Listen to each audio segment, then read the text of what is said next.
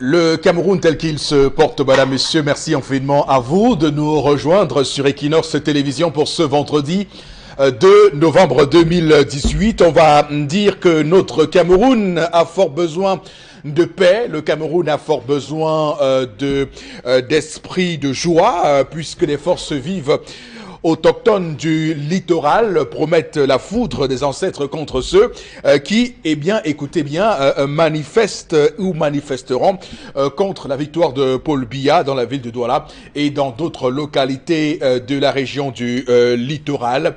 Alors, les termes qui sont utilisés nous paraissent quand même très forts, puisqu'on parle de Kourou des ancêtres. Ce sont des forces vives de Douala du littoral qui énoncent ces termes-là. On parle également de porter atteinte à l'ordre institutionnel du pays. Depuis quand manifester pacifiquement porte atteinte à l'ordre institutionnel d'un pays? On se pose cette question. Et parmi les signataires de ce communiqué, il y a bien sûr l'honorable Douala Belle Marlise Rose, qui donc compte parmi les signataires de ce communiqué, de cette menace faite donc à ces personnes qui tenteraient de se lever contre l'ordre institutionnel en allant marcher pacifiquement pour donc protester contre la victoire de Paul Biya. Donc voilà, madame, monsieur, le Cameroun tel qu'il se porte, obstruction démocratique. Avec ça, où est-ce qu'on va arriver, où est-ce qu'on va aller lorsque les libertés fondamentales sont ainsi mises en danger?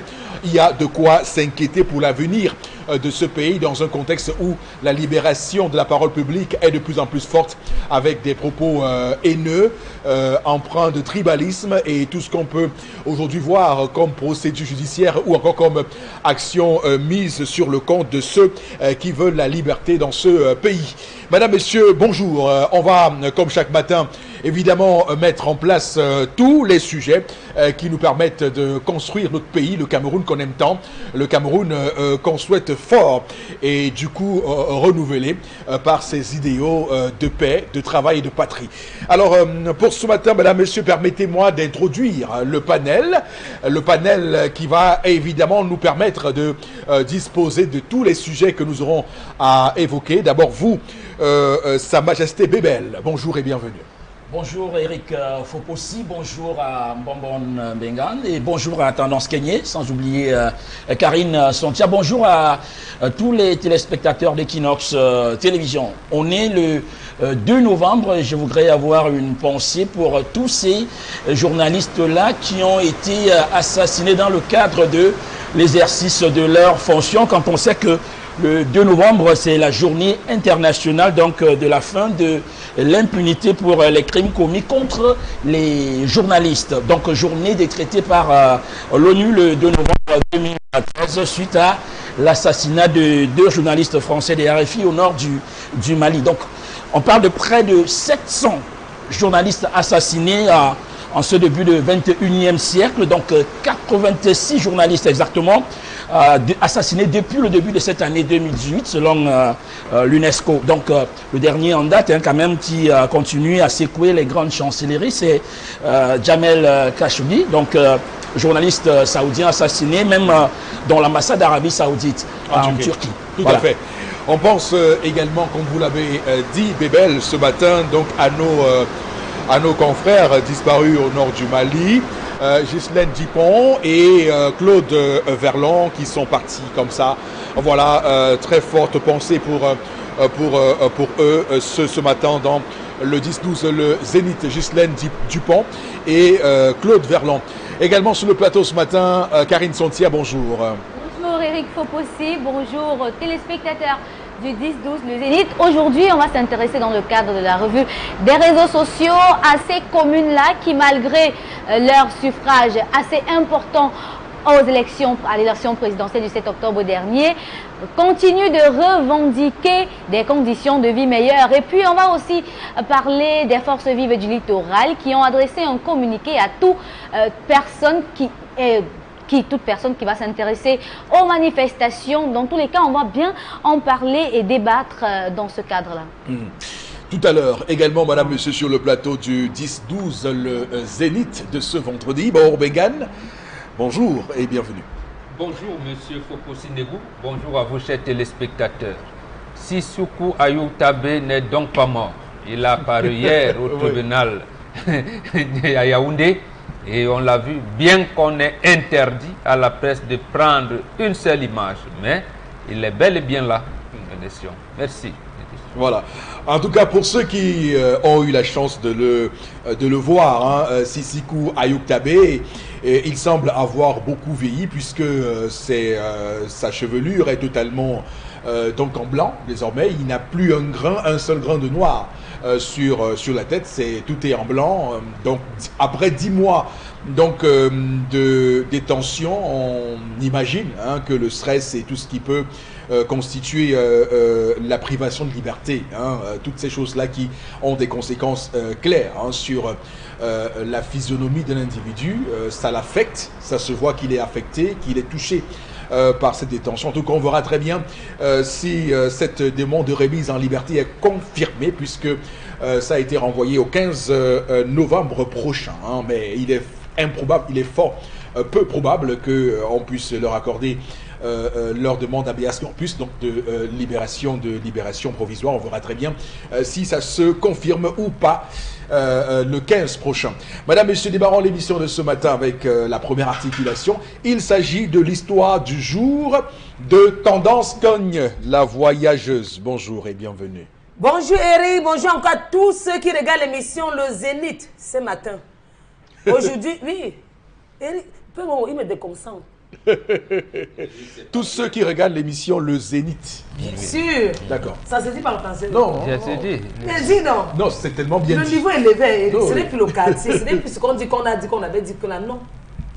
Ce n'est pas qu'on a dit qu'on avait dit que. Ce matin, je vais m'adresser à un monsieur qui est franchement en colère. Papa, calme ton cœur. Parce que ça ne va pas. Tu as dit que tu n'as pas pitié même du nouveau-né. C'est ce que tu as dit. Tu as dit que je me l'empête. Je m'en fous. C'est ce que tu as dit. Que le nouveau-né et toi, je m'en fous. J'ai dit ça. Hein? Oh! De toi se cachent les choses, Eric. Il y a les foyers, il y a les problèmes dehors. Un monsieur qui met son épouse dehors avec le nouveau-né. Que maman, ton message est passé. L'enfant de qui? Hey, moi, monsieur Tchamba, je ne suis plus un homme. Tu ne peux pas marcher sur moi.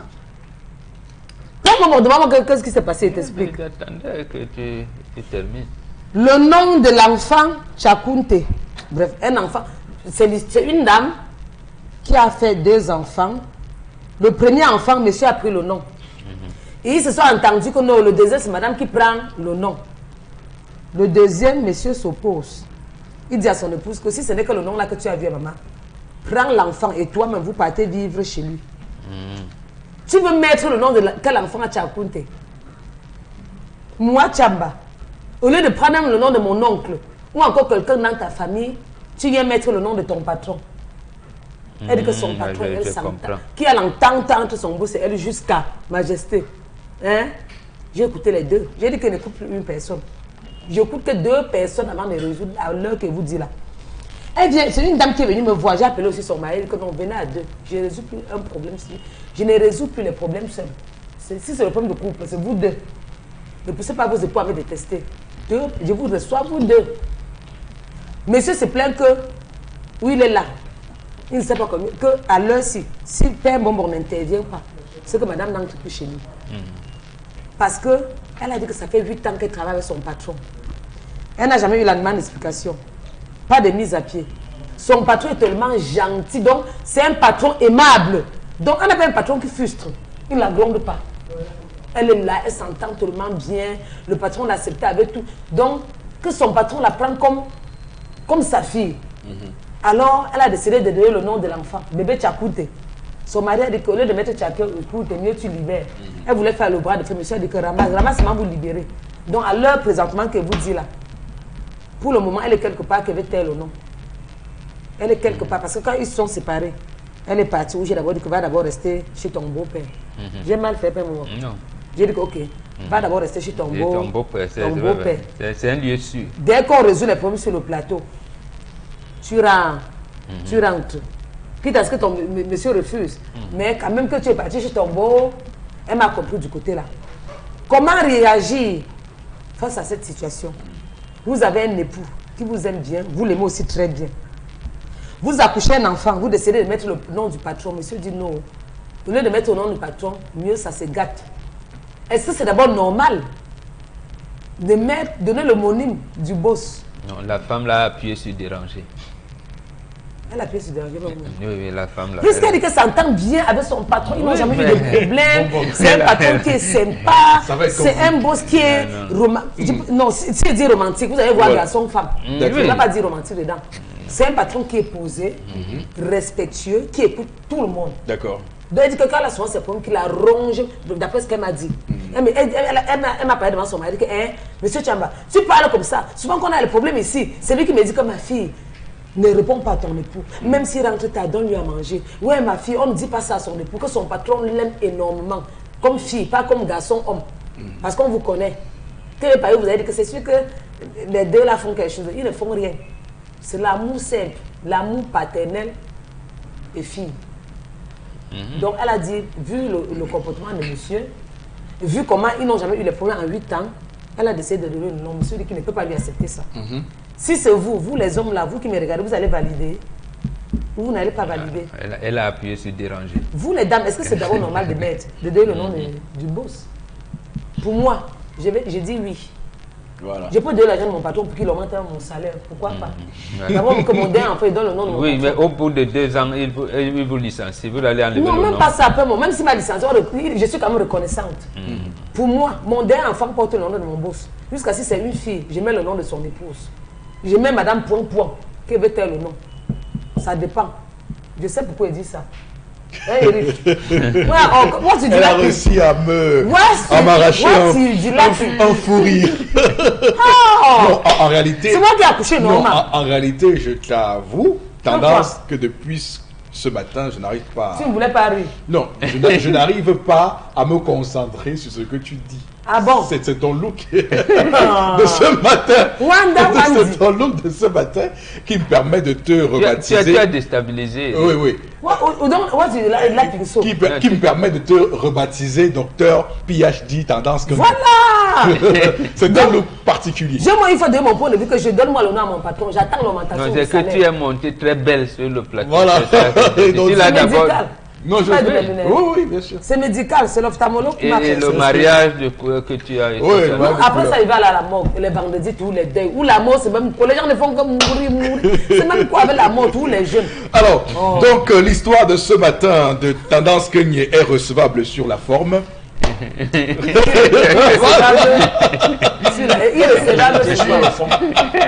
J'étais sur le fond. Et sur le fond, on va débattre. D'abord, voilà. Donc c'est pour dire que bon, Bengal, je vous avoue que j'ai très vite envie de savoir quels sont les arguments qui vont vous permettre de nous dire que cette femme a appuyé sur déranger. Je suis très impatient d'écouter ces arguments-là. Mais ce qu'on va dire, c'est qu'on a vu des cas où des enfants prennent le nom d'un ami de la famille. Il me souvient, dans un passé récent, j'avais rencontré une jeune dame qui portait un nom typiquement du littoral.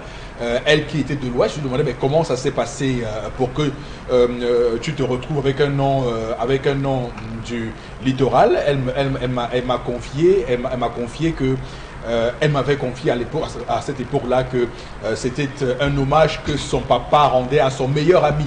Donc, l'histoire de ce matin met justement en relief ces personnes qui vous marquent dans la vie et dont vous avez envie de faire montre de reconnaissance à travers un acte fort fondateur. Surtout si on revient au nom d'un individu. Le nom a une influence sur un individu, ça on peut le savoir. Une femme peut avoir envie que son enfant ait le comportement d'une personne, et ça peut être le cas de ce patron qui a visiblement un comportement irréprochable selon la femme. Alors j'aurais pu avoir de la retenue comme comme Bob Bengan ce matin sur le sujet, mais sauf qu'il y a un gentleman agreement entre les deux. Donc, le monsieur et sa femme se sont entendus sur le fait que le premier enfant aurait le nom que monsieur aura choisi, et le second enfant et le deuxième enfant, c'est madame qui donnera le nom. Bon, même s'il faut relativiser un tout petit peu sur madame donne le nom. Bon, Bengan, on vous écoute. Oui, d'abord, moi-même, j'ai dans ma famille une de mes sœurs aînées dont le mari travaille à l'UQAM avec un de ses frères. Donc, il a donné le nom de son dernier fils à cet ami-là, qui est Bamleke, il est Bassa. Donc, tout à fait. Voilà, nous, on l'appelle même Bamil. Voilà. Et sûrement, il doit avoir des comportements parfois... Oui, tout à fait. Et ils ont été vraiment des amis, c'est-à-dire plus que des frères. Et il lui a dit, non, il va lui donner le nom de son fils. Ça existe.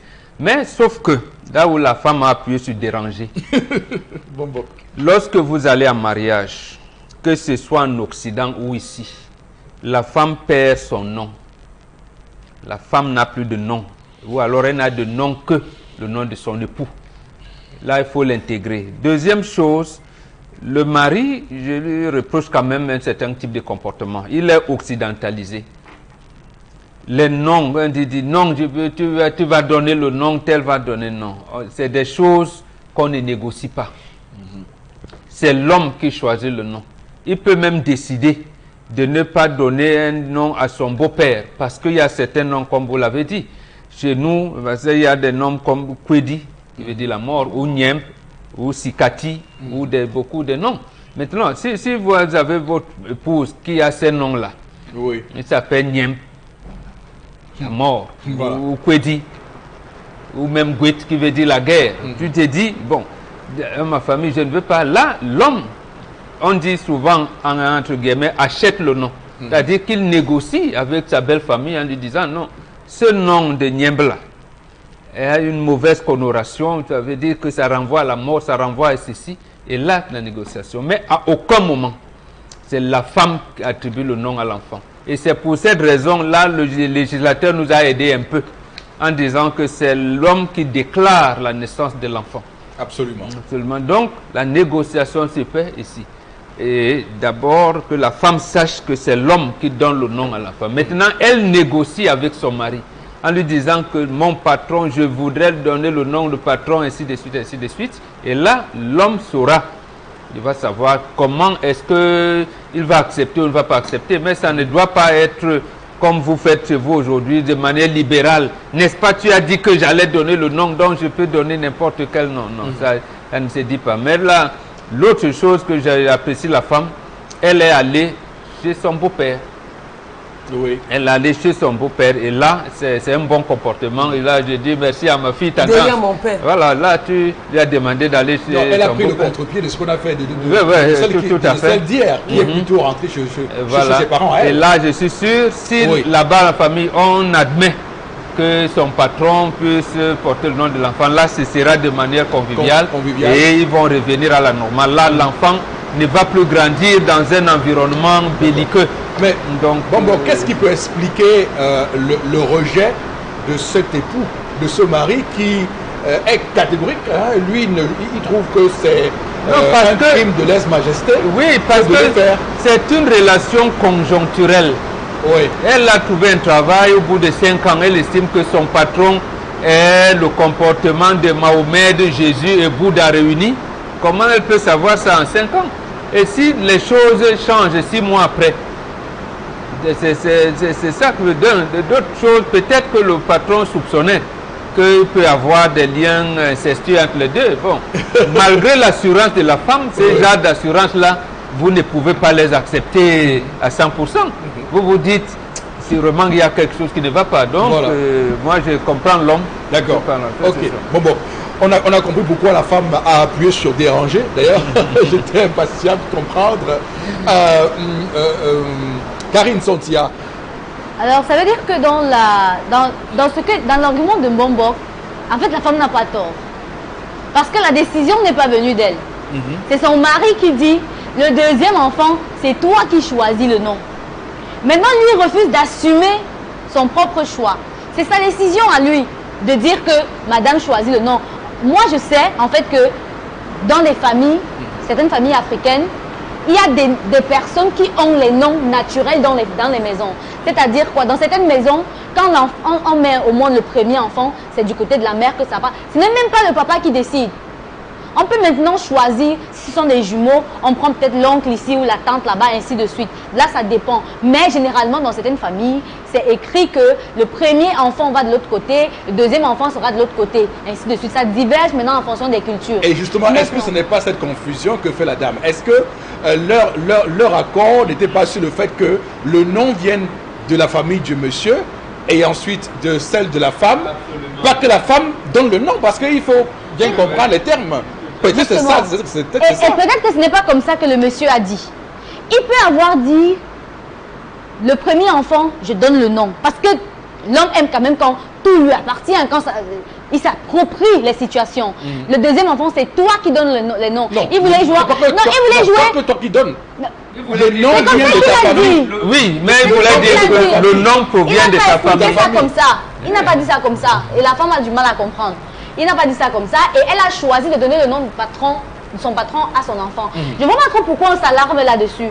C'est normal qu'elle puisse le donner. Il y a des personnes dans la vie que vous rencontrez et qu'à un moment donné, elles vous sauvent de certaines situations que vous vous dites, mais non, cette personne a agi plus que mon parent, cette personne a agi plus que ma maman, et ainsi de suite. Il y a des personnes sur cette terre qui n'ont même plus de maman et ni de papa et qui arrivent dans des communautés ou encore dans des associations ou encore dans des groupements où elles sont acceptées de manière facile, naturelle et qui décident, mais si je ne fais pas partie de ces personnes, avec qui est-ce que je vis alors en société? C'est une manière pour elle d'être reconnaissante envers ce patron-là qui, à un moment de sa vie, lui a apporté son secours. Si cette femme-là, par exemple, quand elle a un problème avec son mari et qu'elle arrive au travail, elle n'arrive pas à travailler, elle n'arrive pas à vaquer à ses occupations, parce que parfois, votre travail est jugé en fonction de votre capacité psychologique. Maintenant, elle n'arrive pas à travailler. Et puis, elle explique sa situation à son patron, puisqu'il y a des emplois où c'est quand même, le patron parvient à être plus proche de ses employés. Elle explique et il lui dit, fais comme ça, fais comme ça, fais comme ça, ma fille. Et là, elle devient plus familiale avec son patron que professionnelle. Maintenant, elle décide que le nom qu'elle aurait pu donner à son père, parce que c'est à elle de choisir, parce que c'est de son côté. Si elle dit qu'elle n'a pas de père, que son père ne veut pas, ou qu'elle ne veut pas donner un nom à son père, ou que son père a assez d'homonymes, elle préfère donner ça à quelqu'un qui joue le même rôle que son papa. Elle le fait. Maintenant, on s'alarme. Pourquoi? Parce que l'on a décidé que non, il y a quelque chose entre ton patron et toi, parce qu'il faut toujours caricaturer les situations les plus simples de la vie. Alors, lui, quand il donne... prochainement, quand ce monsieur-là va donner le nom de sa camarade, parce qu'on a parlé sur ce plateau des hommes qui donnent le nom de leurs amis à leurs enfants. Est-ce que c'est de ta famille? Non. Est-ce que c'est ton cousin? Non. Mais il a quand même donné le nom de sa famille. On ne s'est jamais alarmé là-dessus parce qu'on dit ils se sont trop entendus, ils ont eu de bonnes relations. Mais pourquoi on ne veut pas comprendre que cette femme-là ait eu de bonnes relations avec son patron, raison pour laquelle elle a donné ce nom-là. Encore que ce n'est pas dans l'acte, elle a proposé à son mari. Et le mari n'est pas d'accord. Et le mariage a ses règles qu'on doit devoir suivre en règle générale, si je comprends bien ce qui a été dit par Boro Bengan. Et d'ailleurs, dans le mariage, dans le code civil qui tient lieu le code de la famille, il faut clairement dire que c'est l'homme qui fait la déclaration de naissance et c'est lui qui reconnaît l'enfant comme sa progéniture. Donc après, il faut bien savoir quel est le rapport de force et lorsqu'on entame un bras de fer comme celui-là, la femme doit pouvoir tenir le combat si jamais combat il en est. Alors mon très cher Bébel, Sa Majesté, que pensez-vous de cette histoire? Mais c'est du n'importe quoi.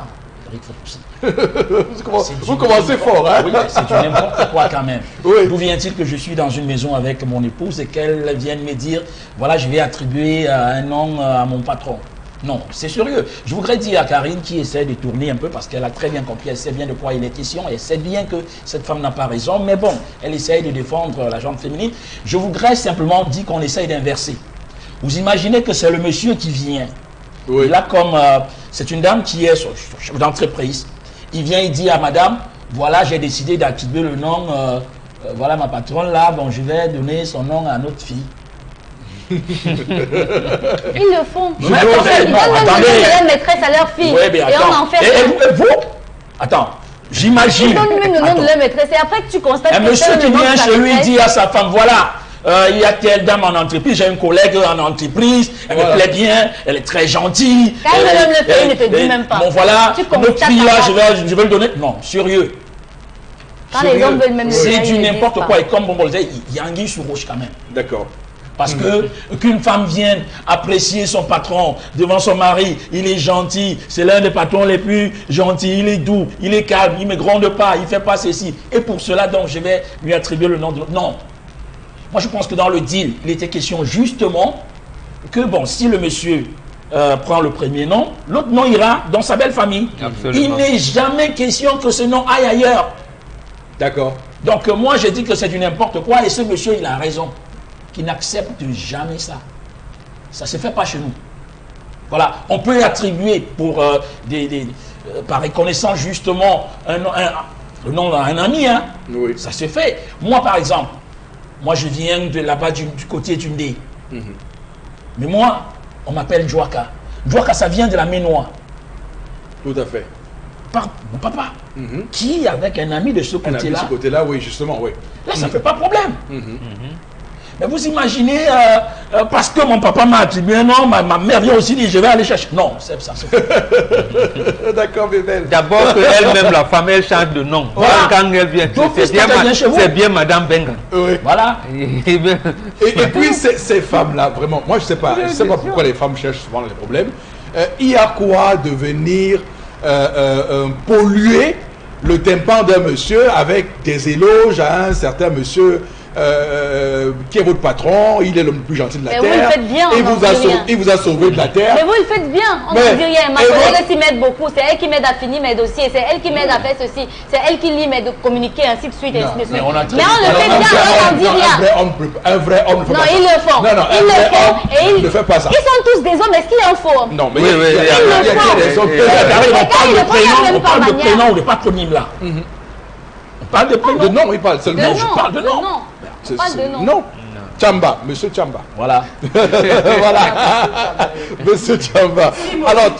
Alors, tendance. Non, monsieur Chamba, il fait des enfants et puis on va les appeler Tchakounté. Tchakounté. S'il met aussi ça, quoi va faire? Ya. Mais il continue avec son nom. Vous pouvez... Si tu mets ça, quoi va faire? Je vais vous dire de quoi il s'agit. Hein? Il s'agit d'un enfant et je conseille à ce monsieur de faire tout de suite un test de paternité sur cet enfant. Parce que ça... Non, parce qu'il faut être sérieux. Il y a plusieurs façons d'être reconnaissant envers un patron. Ce n'est pas en donnant un nom que vous pensez être reconnaissant. Il y a de nombreuses manières Absolument. plus subtiles d'être reconnaissant envers un patron. Quelle histoire où vous donnez un nom de votre enfant? C'est un enfant, c'est une vie, c'est un destin. Vous choisissez de donner le nom de votre patron à un enfant, un nom qui va le suivre toute sa vie. De bien. Dans la vie, on cherche l'équipe qui gagne. Personne. Dans la vie, on cherche l'équipe qui gagne. Donc, avec son En monsieur, mettant le nom de l'enfant, le moyen de mon patron. Je sais qu'il y a les fins du mois où je peux avoir les enveloppes. Mais bon, a dit quelque chose. Je peux avoir les cartons de savon. Mais il peut arriver que le boulot s'arrête. Oui. Si ça s'arrête, ça veut dire que j'ai été reconnaissante. Bébel, Il faut être reconnaissant Bébel, dans la vie. plus loin. Qu'est-ce qu'elle sait de ce patron? Voilà. Je sais que c'est un patron gentil. Non, mais c'est ce qui... Mon salaire passe à temps. C'est ce qui te montre. Voilà. Il faut Quand qu'on il dit que c'est le enquête 15, le 15, les c'est le 15. antécédents dans sa famille. Est-ce Voilà. que ce nom est entaché de quelque chose? Tout à Est-ce que fait. ce nom... Il faut voir tout ça. Ah non, mais soyons sérieux. On ne peut pas mettre la vie d'un enfant en danger Je ne vois pas- avec autant de légèreté. Je ne vois aucun problème. Je ne vois aucun problème. C'est que les gens vont dire que, ouais, mamie, souvent quand le couple est calme, vous voulez tout faire la guerre. Non, ce n'est pas la guerre. Je mets le nom de mon patron par amour et par respect. Je le prends comme un papa, je ne le prends pas comme un mais mari. ça ou comme veut un dire chou. que tu respectes ton patron plus que ton mari. Pas que je manque le respect à mon mari. Mais Oh, c'est- il a pris le premier nom. Tu as pris le premier nom ou pas? Oui, tu as pris. Le deuxième nom, tu as dit qu'il décide. Pourquoi quand il donne le nom de mon beau, ça t'énerve? Décide dans la famille, cherche dans ta Voilà un famille. patron qui n'aime pas sa femme. Il n'a pas donné l'occasion. Voilà un monsieur qui n'aime pas Il y a un cadre qui est établi. Lui, il n'a pas donné. Il n'y a pas l'amour. Tendance. Car il n'y a pas l'amour, il ne l'aime pas. Non, il n'aime pas. Il doit être fier. Toi et moi, nous savons que Oui. tu sais que cette femme n'a pas raison. Elle a Mais raison. comme c'est la télé, Oui. bon, comme c'est Elle a la télé, raison parce que- tu vas nous expliquer. Il doit être content. Inexplicable, oui. C'est un papa, Ouais. c'est un monsieur, monsieur Chamba. Tu dois être content du fait que madame, attends, le français là, c'est encore quoi là? Oui. Content parce que madame a mis le nom de son boss. Oui. De l'enfant comme homonyme. Tu dois t'asseoir au milieu de tes amis, te vanter en disant que mon épouse s'entend très bien avec son patron. Hein, Non. à son lieu de Non, service. mais on va se moquer, on va se moquer de lui. On va dire que mais voilà un cocu. Mais ma fille, forcément. toi qui es artiste, tu te rappelles de la chanson de Francis Bébé? Agatha, oui. Ce n'est pas mon fils. Les hommes ont tout eu dans ce monde-ci. Vous avez votre épouse qui vous donne comme premier enfant un métis. Et vous êtes noir. Et vous êtes noir. Mais on vous explique que c'est la science. Ah, d'accord. C'est bien, c'est Les noirs à cause des albums. donc, et l'homme, Ça part même malgré ça, on ne dit pas la femme donne le nom de père, de père biologique de l'enfant. L'homme assume. Donc, dans ce cas-ci, il a dit, s'il n'y a pas de nom dans ta famille, mais l'homme va donner le nom qu'il veut. C'est un coup d'État dans ce couple. C'est un coup d'État dans ce couple. Il s'agit là d'un acte d'infidélité, parce que l'infidélité n'est pas seulement oui, c'est un acte d'infidélité. Elle veut cacher parce qu'elle a dit, c'est toi qui vas donner le nom. Chacun veut voir son enfant être bien. Voilà. S'il veut que mon enfant soit à l'image de mon patron, le problème est où? C'est Tu ne connais. Demain, on vient te dire que ton patron, c'est un détourneur. Il est dans un réseau de blanchiment d'argent. C'est pour ça qu'il a créé la. Il est dans une secte pernicieuse. Non, à ce moment-là, c'est que ce n'est plus moi. Mais tendance, tu ne le vois qu'en Non, mais entreprise. attends, mais tu le vois qu'en entreprise. Je le vois, je ne refuse pas Bébel. Mais mon problème, c'est que parce que c'est quelqu'un qui est bien, qui est calme, je lui donne le nom par respect. Le reste, là, il ne gère plus des les 8 heures de travail, là, tu le connais. Tendance, ce qu'on doit savoir, c'est que le diable s'habille en Prada. Ça veut dire que le diable est toujours beau et sexy. Il est toujours bon, il se présente toujours sur ses meilleurs jours. Mais au fond, il faut voir ce qu'il est réellement. Je réponds à ce que Bébel a dit. Dans la vie, quand tu veux trop chercher, tu finis par voir les étoiles ou la lune. Même les églises que nous partons là, quand vous finissez l'église, rentrez. Si vous voulez rester voir, si vous allez voir le Mamé Wata ou le Poumo Chikon, si vous allez juste voir le Poumo Chikon. Donc, quand je suis bien mon patron, je vois son comportement, je ne veux pas savoir ce qu'il fait derrière ou pas. Il y a des gens qui sabotent pour rien. On peut venir dire que le patron c'est un homme de femme là. D'abord, la majorité des beaux sont souvent qu'ils sont dans le femme là. Pourtant, certaines personnes ont vu comment ils ont vendu de l'eau glacée. C'est un femme dans la caisse pour ouvrir l'entreprise. Demain, ça devient que le type là n'est pas simple. Je respecte mon patron comme il me respecte. Hein? Boss, j'ai votre homonyme bientôt. C'est ma part de propos. Oui, mais le boss a compris que c'est pour une augmentation. Ce n'est pas la carte. C'est le manque de premier. Voilà. Si à la fin du mois, Majesté, on prend un 50 colons, on met sur mon salaire, ça va toujours me faire plaisir. Okay. Bien sûr. D'accord. Je veux que quand j'appuie la fin, logique que le patron descend dans le quata, qu'on sache que quand il est vraiment s'entend, il peut me débarquer avec 10 cartons de savon. Il peut venir, il donne l'enveloppe, il part. Ça fait ma fierté. Très bien. Ok. En tout cas, il faut dire que c'est pas une pratique et on le reprécise, c'est pas une pratique qui est interdite, mais cette pratique obéit à une certaine norme. Et la procédure avec laquelle cette femme mène cela n'est pas bonne du tout. Elle doit revoir donc cela et réussir à obtenir de son mari le consentement. Ça ne sert à rien d'imposer un nom alors que votre homme, l'homme de votre vie, n'est pas d'accord avec ça. Alors, Karine Sonti, on va lire quelques messages. Vraiment, quand le mari dit à la femme, c'est toi qui choisis le nom de l'enfant, cela ne veut pas dire qu'elle doit donner n'importe quel nom à l'enfant. On ne confond pas les choses. Le message n'est pas signé. On ne connaît pas toujours le père, la personne qu'on donne le nom. Moi, je ne vois pas pourquoi il y a un problème dans le couple. C'est vrai aussi que parfois, vous pouvez avoir un nom qui donne une bonne sonorité et une bonne signification, mais après, la personne ne l'est pas. Soyons bref, Karine, non. On va prendre un autre message. Les messages, c'est de la folie, cette femme est folle. Le message n'est pas signé du tout. Qui va maintenant parler des faits de société. En tout cas, Charles Hamel va vous revenir, hein. Il n'est pas parti. On continue avec, c'est même un honneur que le mari a donné à cette femme, à cette madame, voilà, de choisir le nom d'un enfant. Si elle est même chrétienne, même Dieu a envoyé l'ange vers Joseph pour donner le nom à l'enfant Jésus. D'accord. Merci beaucoup pour ces messages, madame, messieurs. On va évidemment en lire quelques-uns à 11h. Le temps pour nous de prendre la colère de Bébel de ce matin.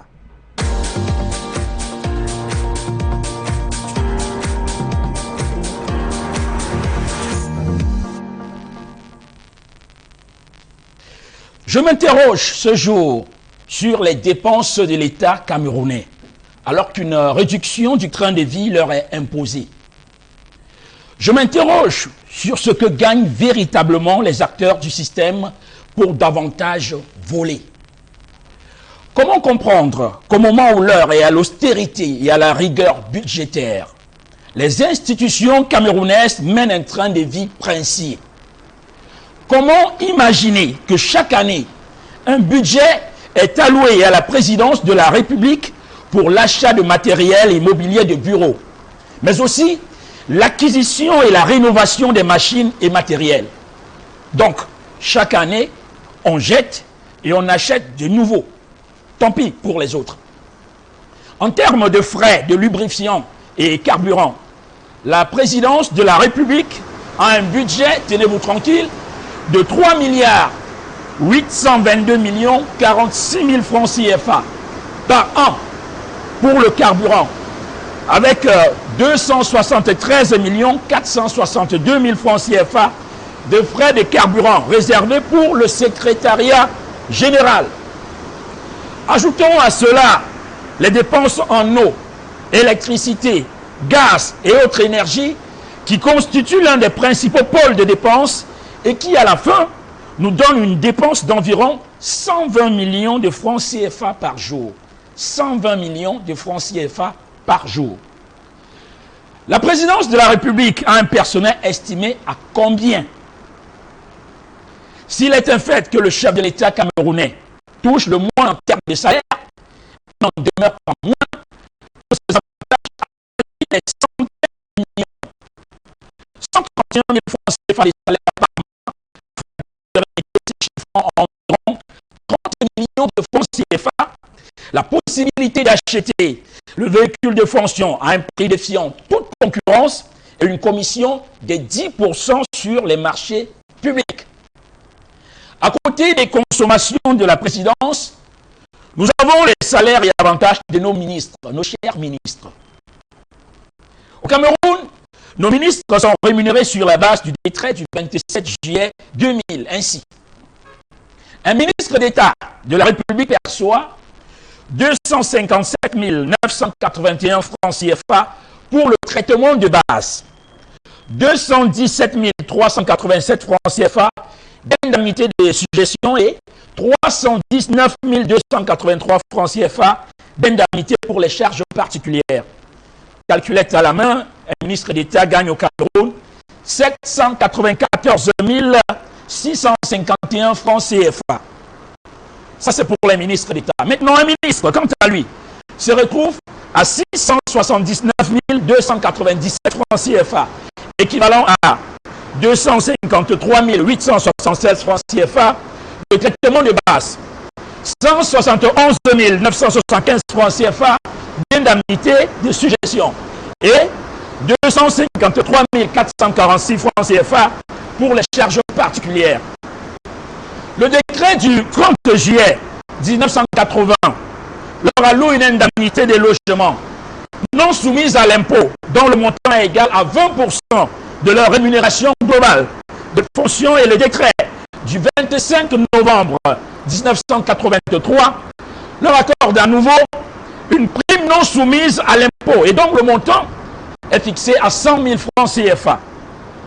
Ce même décret prend également en compte les membres de leur famille lorsqu'il stipule dans son alinéa 4 qu'en cas d'hospitalisation, les membres du gouvernement et assimilés et leurs familles sont classés hors catégorie et soumis aux mêmes règles en matière de retenue d'hospitalisation que les fonctionnaires. En outre, les ministres camerounais peuvent s'octroyer des véhicules allant jusqu'à 80 millions de francs CFA et jouir de fonds de souveraineté jusqu'à 30 millions de francs CFA. Imaginez donc pourquoi il y a tant de batailles autour de ces postes. Après les ministres, nous avons dans ce pays les PCA et les DG des entreprises. Voilà alors les vrais, mais alors les vrais boss. Au Cameroun, les présidents de conseils d'administration perçoivent des allocations mensuelles allant de 500 000 francs à 600 000 francs pour certains, ou alors d'1 million à 1,5 million pour d'autres. À titre d'exemple, le PCA du FECOM, qui avait ramené sa rémunération mensuelle à 1 million de francs, à la différence de son prédécesseur, M. Ferdinand Koungou-Edima, qui lui recevait 2,5 millions par mois. Les directeurs généraux les moins généreux s'octroyaient quant à eux un salaire mensuel de 2,5 millions, 2 millions à 2,5 millions de francs. C'est le cas par exemple des DG de l'ANAFOR qui touche lui 2 millions, de l'hôtel Sawa qui touche lui 2,5 millions, de Cameroun People Expansion qui touche 2,5 millions, de l'hôtel Montfébé qui lui touche 2 millions. On parle de Luc Séraphin Magloire Fouda qui avoisine les 30 millions de francs CFA. À côté donc de cela trônent les indemnités de logement, les frais de fonctionnement des hôtels particuliers, des dotations mensuelles de carburant, des téléphones, l'équipement des résidences et le renouvellement de ces équipements tous les 3 ans. N'oublions pas maintenant nos élus. Oui, que gagnent-ils ces élus? Si on s'en tient à leurs revenus, les députés sont loin d'être les plus mal lotis au Cameroun. Nos chers amis députés sont situés dans l'ordre de 900 000 francs CFA par mois. En plus d'avantages divers comme hôtel particulier, chauffeur, gardien, véhicule, frais de représentation, etc. Qu'ils soient en session ou non, à chaque session convoquée, l'Assemblée nationale donne 1,2 million de francs CFA à chaque député en guise de prime de session. Hormis toutes ces sommes, chaque année, les députés reçoivent de l'argent pour financer les micro-projets dans leur circonscription. Donc, 8 millions de francs CFA par député. Au bout de son mandat, un député encaisse donc 40 millions de francs CFA. Au début de chaque mandature, les 120 députés doivent percevoir les frais de mandat. Pour chaque député, il faut compter 10 millions de francs CFA comme frais de mandat. En plus de cet argent, les élus ont droit à un crédit automobile non remboursable. Crédit automobile non remboursable qui est de 8 millions de francs CFA. Pour les députés qui font partie du bureau exécutif de l'Assemblée nationale, le crédit automobile est 4 à 5 fois plus important que celui des députés sans charge, soit une somme comprise entre 40 et 50 millions de francs CFA. Le président de l'Assemblée nationale a droit à 60 millions de francs CFA pour 5 ans. Le vice-président, une prime non remboursable de 50 millions. Les 5 autres vice-présidents et assimilés perçoivent chacun 45 millions. Et les questeurs, eux, 40 millions. Les secrétaires, 35 millions. Secrétaire général, 40 millions. Alors, on va dire qu'au moment où le chef de l'État prescrit la réduction du train de vie, ne serait-il pas temps pour eux de revoir profondément leur style de vie? Une colère signée Bébel ce matin, Sa Majesté Bébel Djouaka avec nous sur le plateau du 10-12, le Zénith, madame, messieurs. Une colère qui arrive à point nommé alors que s'ouvre dans un instant donc à l'Assemblée nationale la session parlementaire du mois de novembre, session parlementaire au cours de laquelle justement sera débattue et adoptée la loi de finances 2019, le budget de 2019, le premier budget du septennat qui va démarrer dans quelques jours, le 6 novembre prochain. Et donc là, on parle de l'argent de l'État, l'argent du contribuable camerounais, de comment il est dépensé. Et vous avez de fort belle manière évoqué la réduction du train de vie de l'État, chaque fois prescrit, à part le chef de l'État, le président de la République, mais qui reste une vue de l'esprit, un vœu pieux, puisqu'on voit très bien comment les dépenses sont faites au Cameroun, et les dépenses qui sont ici faites ne sont pas Et là encore, on le dit pour s'en offusquer, pour le regretter, ne sont pas des dépenses d'investissement, mais c'est plutôt des dépenses liées au fonctionnement. De quel fonctionnement il s'agit? Des salaires, des avantages, des primes, des résidences, tout ce qu'on peut imaginer comme dépenses farfelues accordées comme privilège à ces personnes chargées de gouverner, de diriger le Cameroun. On se souvient d'un épisode qu'on a vécu en France à l'époque avec Nicolas Sarkozy, nouvellement arrivé à l'Élysée en 2007, qui avait lui décidé de remonter son salaire parce qu'estimant que le président de la France devait bénéficier d'un salaire conséquent. À l'époque, cette mesure avait fait donc couler beaucoup d'encre et de salive puisque beaucoup l'avaient jugé impopulaire. Et François Hollande, lorsqu'il remplace Nicolas Sarkozy en 2012, lui décide de rabaisser le salaire parce que lorsqu'on dit réduction du train de vie de l'État, on doit montrer l'exemple. Le devoir d'exemplarité doit être de mise. Lorsqu'on demande au peuple de serrer la ceinture, on doit donc prendre des mesures nous-mêmes qui nous permettent de nous aussi montrer notre envie de serrer la ceinture dans un contexte où le FMI, le Fonds monétaire international, demande au Cameroun de faire ce qu'ils appellent la rationalisation de notre gestion budgétaire. Bon, Bengan, comment vous appréciez cette situation et qu'est-ce qui peut expliquer cette dépense, cette gabegie financière, ce désordre financier? Non, c'est le propos ou alors le rendu de Sa Majesté Bebel nous renvoie en 1994 lorsqu'un Premier ministre, Simon Achidachou, avait dit politique Nandjangi. Me donne donc, et vous avez l'expression qu'aujourd'hui on vous dit gâteau national. C'est là où en fait Simon Achidachou avait rendu public certaines révélations parce que effectivement on nous avait orienté vers ce que vous avez dit là tout à l'heure. On nous disait serrez vos ceintures, retroussez les manches. Bon, les Camerounais répétaient là et jusqu'à ce que le Premier ministre dévoile ce qui se passe. Au moment où justement certains compatriotes ne comprenaient pas en fait qu'on nous demande de serrer la ceinture au point où même nous n'avons plus le rênes. Donc on a retroussé les manches jusqu'aux épaules. Et que ailleurs, c'est les dépenses somptueuses. Voilà. Et pour qu'on commence donc à s'intéresser. Et on s'est rendu compte effectivement que ceux qui ont, j'allais dire, soutenu la majorité présidentielle avaient un traitement princier. Et ça s'accompagnait avec les rapports des services spécialisés de la BEAC qui disaient que les particuliers ont plus d'argent que les entreprises. Et ces particuliers, c'était des fonctionnaires. Donc c'était pratiquement infernal. C'était même démentiel. On ne pouvait pas imaginer un propos pareil. Oui. Donc pour terminer, ça commence en haut. Le budget de 2017. La présidente de la République avait un total cumulé d'environ 55 milliards 611 millions. Et pour éponger ce budget, il fallait pour le président de la République et les services attachés de dépenser par semaine 1 milliard 69 millions de francs.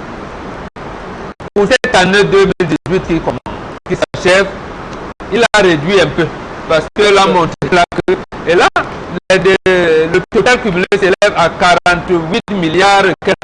Donc il dépense par semaine un peu plus de 900 millions de francs. La présidence où ce qui est curieux à relever ça dedans, ceux qui travaillent à la présidence sont des fonctionnaires pour la plupart et ils démarrent au budget de l'État, c'est-à-dire que leur argent sort de là. Où va donc cet argent? Parce que les ambassadeurs itinérants comme les Roger Mila ou les Badji Kaïdjo et tout ne sont pas nombreux, ils ne peuvent pas consommer autant d'argent même si on prend les traitements. Donc en fait c'est des dépenses somptueuses, donc le goulot d'étranglement et là où c'est pas toutes les dépenses de l'État. Donc des dépenses somptueuses et inutiles. Et inutiles, effectivement. Oui. Et on vous pompe là une voiture présidentielle qui va coûter plus de 500 millions de francs, donc plus d'un demi-milliard dans un pays pauvre très endetté où le FMI vous dit même que pourquoi vous embrassez beaucoup de choses, vous dites que vous n'avez pas d'argent.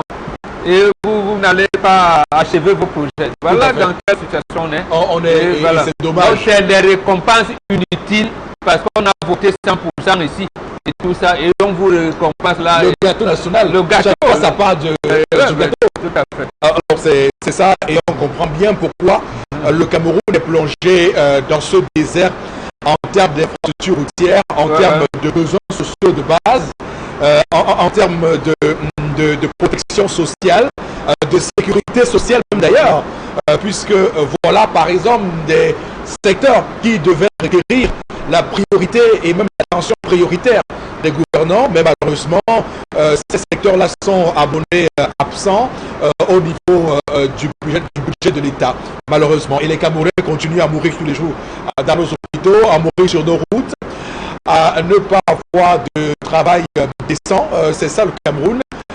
Et c'est des établissements scolaires. Voilà. Pas de bâtiments. Les denrées alimentaires.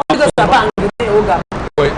Au marché, maintenant, même pour les prix que au temps de nos parents. Tu pouvais prendre même 12 et puis 100 francs. Maintenant, si tu n'as pas 1000 francs, tu ne peux pas trouver. C'était 6 plus à 1000 francs. Mais on oublie aussi le cumul de fonctions. Un ministre qui a encore des... Voilà. Donc, moi, en fait, tout est organisé pour que d'un côté, ceux qui travaillent pour que le renouveau continue à vieillir sont les plus favorisés dans la société. Maintenant, d'un autre côté aussi, vous observez les détournements de fonds chaque année qu'on annonce. Tel ministre apprécie, le tribunal criminel spécial est en train de guetter telle personne, ainsi de suite. Donc, en fait, c'est pour nous embourbiller dans un système que nous, à la fin, nous devenons des victimes, alors que c'est nous qui finissons par élire ces personnes qui nous dirigent. Alors, un ministre, par exemple, de la culture, qui n'attend que la campagne électorale pour organiser un concert au Palais des Sports, alors que ce même Palais des Sports est vide chaque année. Mais pourtant, il se déplace chaque fois pour aller dans des villages, pour aller dans des villes, établir des centres culturels, ainsi de suite. Centres culturels qu'on n'a jamais vu pousser. Donc, chaque fois, il y a des choses qui sortent du sol, mais qui ne finissent pas par naître. Et on va vous parler de détournement de fonds, on va vous parler de budget serré, on va vous parler encore des manches retroussées qui ne concernent que les pauvres citoyens. Parce qu'au final, la théorie des manches retroussées ne concerne que le citoyen pauvre qui est censé élire la personne qui va le diriger. Donc voilà, c'est clair que dans un contexte pareil, on ne peut que régresser puisque le Cameroun, comme on le voit très bien, continue à accumuler des très très mauvais scores sur les indications internationales. Je veux ici faire référence au dernier classement Doing Business de la Banque mondiale sur le climat des affaires où le Cameroun trône dans les dernières places dans le monde et même en Afrique. Alors, Sa Majesté Bébel, sur cette question des dépenses faramineuses.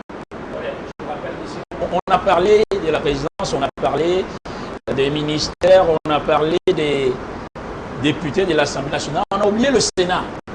Voilà autre chose qui nous prend des milliards par an pour rien. Parce que comme on le disait, c'est une sorte de partage de gâteau. Parce qu'à la fin, toutes ces institutions-là sont inviolées à la présidence de la République. Donc, il n'y a personne qui décide de lui-même, en fait. Que ce soit à l'Assemblée nationale, tout vient de la présidence de la République. Que ce soit au Sénat, ça vient de là. Bref, tout part de là.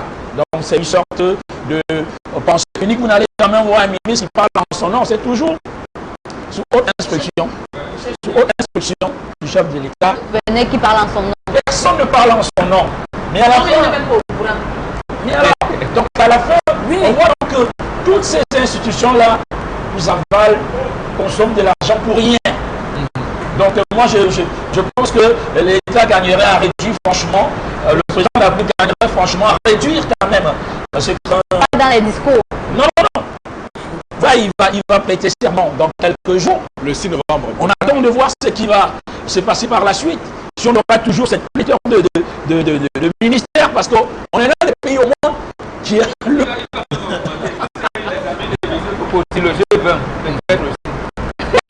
Voilà, j'attends de leur part des gâteaux. Voilà, mettre mon mandat à j'attends de leur part des gâteaux. D'ailleurs, on a demandé à l'un d'eux, est-ce que vous êtes prêt à travailler pour avec le... Mais lui, il n'attend que ça. D'accord, Merci. Au revoir, madame, monsieur, vous dit merci de rester avec nous sur Equinox Télévision. On marque une courte pause.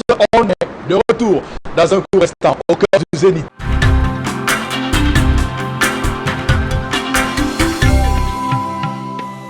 Merci infiniment à vous de faire confiance à Equinox Télévision pour ce vendredi 2 novembre 2018. Et pour cette deuxième partie, comme chaque matin, on va se faire d'abord une bonne séquence consacrée à vos différentes réactions. Avec vous, Karine Sontia. Alors, ils sont nombreux à avoir réagi via les contacts affichés au bas de l'écran. Cet homme a établi des bases, mais il n'a pas été assez clair qu'il ne rejette pas sa femme pour cela, car rien ne dit qu'elle est infidèle. Rien ne dit qu'elle est infidèle. Toutefois, que celle-ci témoigne sa gratitude vis-à-vis du patron en lui empruntant un prénom, soit pour son fils, mais pas le nom. Un autre message, cette femme n'est pas sérieuse. Comment elle a pu avoir le culot de tenir un tel propos devant son mari, comme dit souvent. En tout cas, c'est Dominique depuis Bafoussam qui nous écrit ce message. On va prendre des messages qui nous parviennent sur notre page Facebook 10-12 le Zénith. C'est Herman depuis Garoua. Voilà. Qu'est-ce qui se passe? En tout cas, en droit de la famille, le nom, l'attribution du nom à l'enfant revient exclusivement à l'homme.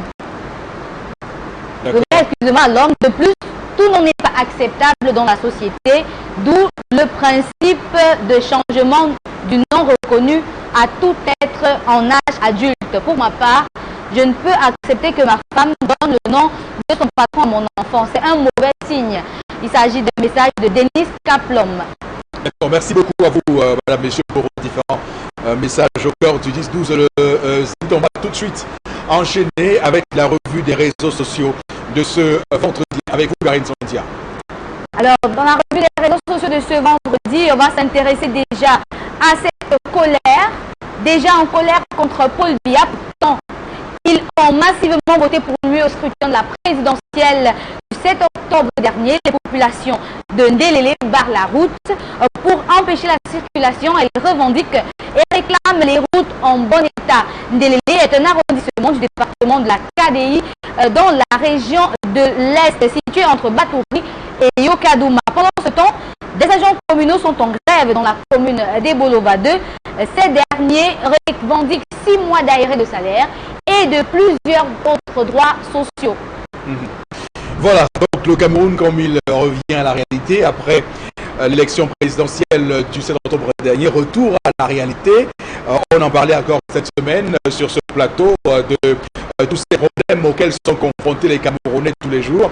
Et à chaque fois, on s'est toujours demandé pourquoi ces régions où le président Paul Biya recueille les plus grands scores, les scores stalinéens, sont des régions en proie à ce qu'on peut appeler ici des infrastructures routières inexistantes, emboîtant ainsi le pas à une déclaration, à une sortie publique de Monseigneur Samuel Keda qui estimait que les scores reçus par le président Biya à l'extrême nord étaient un tout petit peu contradictoires, étaient un paradoxe, et qu'il avait un doute vis-à-vis de ce score, surtout relativement à les problèmes que vivent les populations de cette région du Cameroun. Bon, Bengan, que vous inspire justement cette colère des populations qui pourtant ont voté massivement pour le président Paul Biya?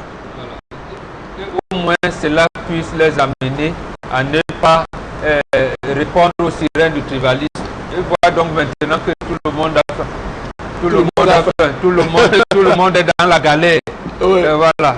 Ce n'est pas les gens qui viennent de là-bas qui viennent prendre leurs richesses. C'est leur propre fait. C'est même le bastion du RDPC qui est dans cette situation-là. Avec leurs frères à la tête. Donc, non, de manière plus sérieuse, je pense que là, on ne viendra pas les considérer comme on a considéré les maîtres d'Oki ici. Trouble à l'ordre public, incitation à la révolte ou quoi que ce soit. Là, au moins, je pense que c'est clair. Non. Mais si c'est clair là-bas... Normalement, ils ont barré la route. Voilà. Voilà. Donc, comment alors on peut avoir 2 poids 2 mesures? Et à aucun moment on ne vous dit qu'ils ont été interpellés, que le procureur de la République a dit là-bas que citation à la révolte, insurrection, voilà, tout ça. Or, eux, ils ont barré la route. Alors qu'ailleurs, ils ont déjà seulement dit que non. On n'est pas content de la manière avec laquelle le Conseil constitutionnel a prononcé là. Les voitures passaient, on a bloqué personne. Et dit seulement que non, vraiment, le rendu là, on n'est pas content de ça. Là-bas, on barre la route. Et surtout, je termine par là, et voilà, 6 mois. C'est-à-dire que la campagne électorale s'est passée au moment où ils avaient des arriérés. Mais comment ils pouvaient imaginer que c'est la force de l'expérience qui les a mis dans cette situation, qui allait résoudre le problème? Donc voilà, c'est matière là. Mais non, mais il y a des choses que je ne comprends pas. Quelqu'un vous met dans la galère et vous dit que non, vraiment, même si Jésus et Mahomet et Bouddha se rencontrent au ciel, personne d'autre ne peut nous enlever, ce n'est que lui. Or, il vous a mis dans la galère. Et vous êtes frères. Vous êtes vraiment dans l'incompréhension comme Samuel Cléda, Samuel Cléda, c'est incompréhensible. Comment des gens qui souffrent autant et qui n'ont pas de salaire, qui ont des arriérés de salaire, ont pu participer à ce score sanitaire du président Biya à Eboulova? C'est-à-dire, à un moment, je ne peux même pas imaginer que non, dis donc, essayons de voir quelqu'un d'autre. Essayons de voir quelqu'un. Non, ils n'imaginent pas comme ça. J'ai l'impression que les gens vivent comme dans un syndrome de Stockholm où tout le monde fait les choses parce qu'il faut. Personne ne fait les choses qui devraient être. On exprime plus ses opinions, mais on exprime les opinions des autres. Et au final, on est les premiers à se plaindre. Là-bas, ça a fait des remue-ménages. Il y a même certains départements où les candidats de l'opposition, quand ils arrivaient, ils étaient hués. Ils étaient même chassés. Dès qu'ils surtout dans les 2 régions, l'Est et le Sud. Dès qu'ils collaient une affiche dans un mur, on venait déchirer. On enlevait les affiches et ça marchait partout sur les réseaux sociaux. Et maintenant, c'est dans ces mêmes régions-là qu'on recense encore les personnes qui revendiquent la route. Les mêmes choses pour lesquelles les candidats de l'opposition sont venus vous parler et vous n'avez pas écouté parce que vous avez déjà un candidat de manière psychologique. En fait, c'est comme un lavage de cerveau qu'on a fait. On a remplacé par un autre cerveau et vous devez tout suivre. Il y a un suivisme pas possible et parfois, quand vous interrogez ces personnes, pourquoi vous votez pour le Biya, il n'y a pas de raison valable qui est le seul qui peut diriger le Cameroun. Les autres ne comprennent pas de quoi. Comment vous pouvez mesurer un candidat? Vous mesurez avec quoi? Vous connaissez son programme? Est-ce que vous avez laissé que celui-là vous explique ce qu'il a à faire pour vous? On ne laisse pas. Et je n'ai jamais compris cette formule où personne n'arrive à expliquer son choix politique dans ces genres de zones. Oui. Personne n'explique. On part, on vote. C'est comme on se met en rang pour entrer dans le bureau de vote et on se met en rang pour voter la même personne. D'accord. Donc on voit le paradoxe et ça conforte encore ici l'incompréhension de Monseigneur Samuel Cléda. Et là, je souhaite qu'on prenne ça parce que beaucoup sont tombés sur Samuel Cléda pour dire que non, est-il opposant ou est-il homme d'église. Mais là, ça nous rattrape avec cette colère qu'on voit et à l'est et au sud des régions qui votent massivement pour Paul Biya. L'extrême nord, pour l'instant, n'a pas encore montré des signes de colère. Je rappelle que là-bas, il y a beaucoup de choléra et que le choléra, là-bas, nargue le plan gouvernemental de riposte. Là, c'est l'Œil du Sahel qui le dit ce matin. Donc, c'est pour dire que tout cela est compréhensible. Sur quoi, et là, je vous rejoins, Karine Sontia, sur quoi, effectivement, se basent les gens pour voter un tel ou tel candidat. Arrêtons un tout petit peu. À un moment donné, il faut qu'on s'asseye et qu'on comprenne tous ceux qui revendiquent de meilleures routes. Est-ce que c'est aujourd'hui qu'ils se réveillent et se rendent compte qu'il n'y a pas de route dans leur commune? Ceux qui réclament des salaires, est-ce que c'est ce vendredi qu'ils se réveillent et se rendent compte qu'ils n'ont pas de salaire? On se pose ces questions alors que même le président Paul Biya n'a pas encore prêté serment pour son nouveau mandat. Alors, Bébel. Quand vous avez des personnalités comme le Seigneur Samuel Cléda, tout à l'heure, les guides comme Bongo, lui aussi, quand ils vous disent qu'ils ne comprennent rien, on a dit que si on t'explique le Cameroun, que tu comprends, Franchement, tu as fait bien expliqué. On t'a mal expliqué. On t'a mal expliqué. Alors, si Monseigneur Samuel Kedarodi ne comprend pas, bon, aujourd'hui, Guy il n'y comprend rien. Alors, posons des questions. Mais comment se fait-il? Parce que ces points-là, quand on suivait les résultats du Conseil constitutionnel, c'est des points qui ont eu des scores staliniens, comme vous avez dit. Oui. C'était 89%, 95%. Mais il y a eu 100% là-bas. Il y a eu 100%. Ils vont le relever tout à l'heure. Ils ont 6 mois. Moi, je vois 6 mois. C'est insupportable. Ça veut dire que avant la campagne, ils avaient déjà les avérés. Pendant la campagne, ils les avaient. Ils sont quand même allés voter. Je ne peux pas utiliser l'expression sardina, parce que là, ça va faire... Je sais pas, ça va risquer de perdre mais attendez, vous aurez la réplique sur les réseaux. Oui, mais attends, mais on a l'impression que peut-être l'huile de la sardine et puis le peuple. Non, mais attends, parce que là, on ne comprend pas que quelqu'un qui fait quelque part 6 mois, il n'est pas payé, il n'y a pas de route, il n'y a rien.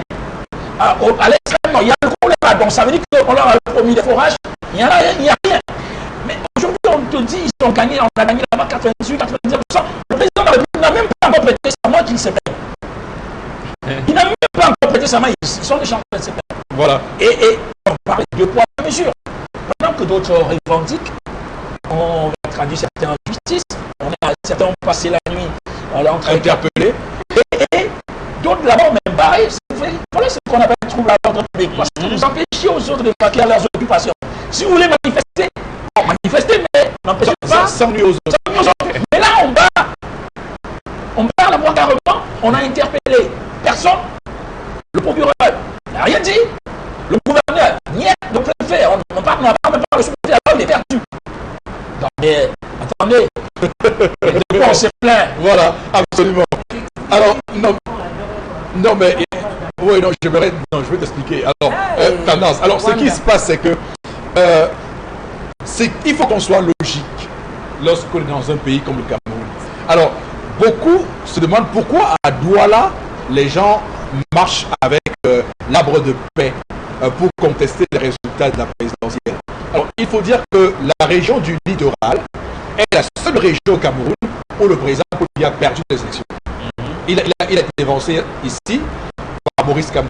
Donc, au littoral a voté contre Paul Biya. Donc, c'est normal que les gens se plaignent parce qu'ils ont pris conscience dans les urnes. Parce qu'ils ont transformé et traduit dans les urnes leur colère. Ils ont censuré un gouvernement qui ne produit aucun résultat. Alors, des gens sont allés adouber les résultats du gouvernement et reviennent se plaindre de ces mêmes résultats. J'ai envie de savoir, il y avait... Ça m'a donné raison justement à ceux-là qui contestent les résultats, parce que, comme Monseigneur Cléa le dit, comment vous pouvez imaginer qu'il y a des gens qui souffrent autant? Oui. On dit qu'ils ont voté à 99%. La preuve, quelques jours après le vote, quelques jours après, ils se plaignent. Non, ça veut dire en fait que... deux choses l'une, hein. Il n'y a qu'une seule possibilité. Soit ces gens-là ont été victimes de sorcellerie, d'un sort magique. Ce jour-là, on leur a dit, bon voilà, ils ont vu tout beau et tout frais. Ce jour-là, ils ont voté pour le candidat Paul Biya. Soit c'est que les résultats dont on nous a... soit les résultats qu'on nous a posés sont des résultats dont on pourrait douter de la sincérité. Voilà. Parce que là, lorsqu'on regarde froidement la situation, moi, sincèrement, si c'est pas vous sur ce plateau, moi, sincèrement, je ne comprends pas. Je suis comme Samuel Kedarodi. Je ne comprends pas comment des gens comme ça ont pu voter massivement et se retrouver aujourd'hui à se rendre compte qu'ils n'ont pas de route, qu'ils n'ont pas de salaire. Alors, tendance, il s'agit ici de populations qui ont voté et ont estimé que ton père est un bon président, qui travaille bien, qui leur offre tout ce qu'ils ont, qu'il est un bon président. Alors, il se trouve qu'aujourd'hui, ils sont en colère, ils sont fâchés parce qu'ils veulent qu'on donne des routes, ils n'ont pas de route, d'autres n'ont pas de salaire. Mais ils ont voté pour qu'on fasse les routes. Il y a les gens qui font les choses que le père n'est pas au courant. Voilà. Il y a les gens qui font les choses que le père n'est pas au courant. Il faut maintenant qu'ils manifestent pour qu'ils sachent que là-bas, les gens sont venus prendre l'argent, disant qu'ils vont aller arranger les routes et qu'ils n'ont pas arrangé. Ça, c'est un papa qu'on passe le temps à mentir. Je ne sais pas comment il veut faire de ces citoyens camerounais qui passent le temps à mentir à mon père. Il on fait le devis parce qu'il signe les tout ça, on dit parce qu'il fait confiance, on le déçoit. Oui. Il y a des moments où il a le dossier sur la table. Quand il vient, ça va être toi, non, mon père. Ça va être toi. Il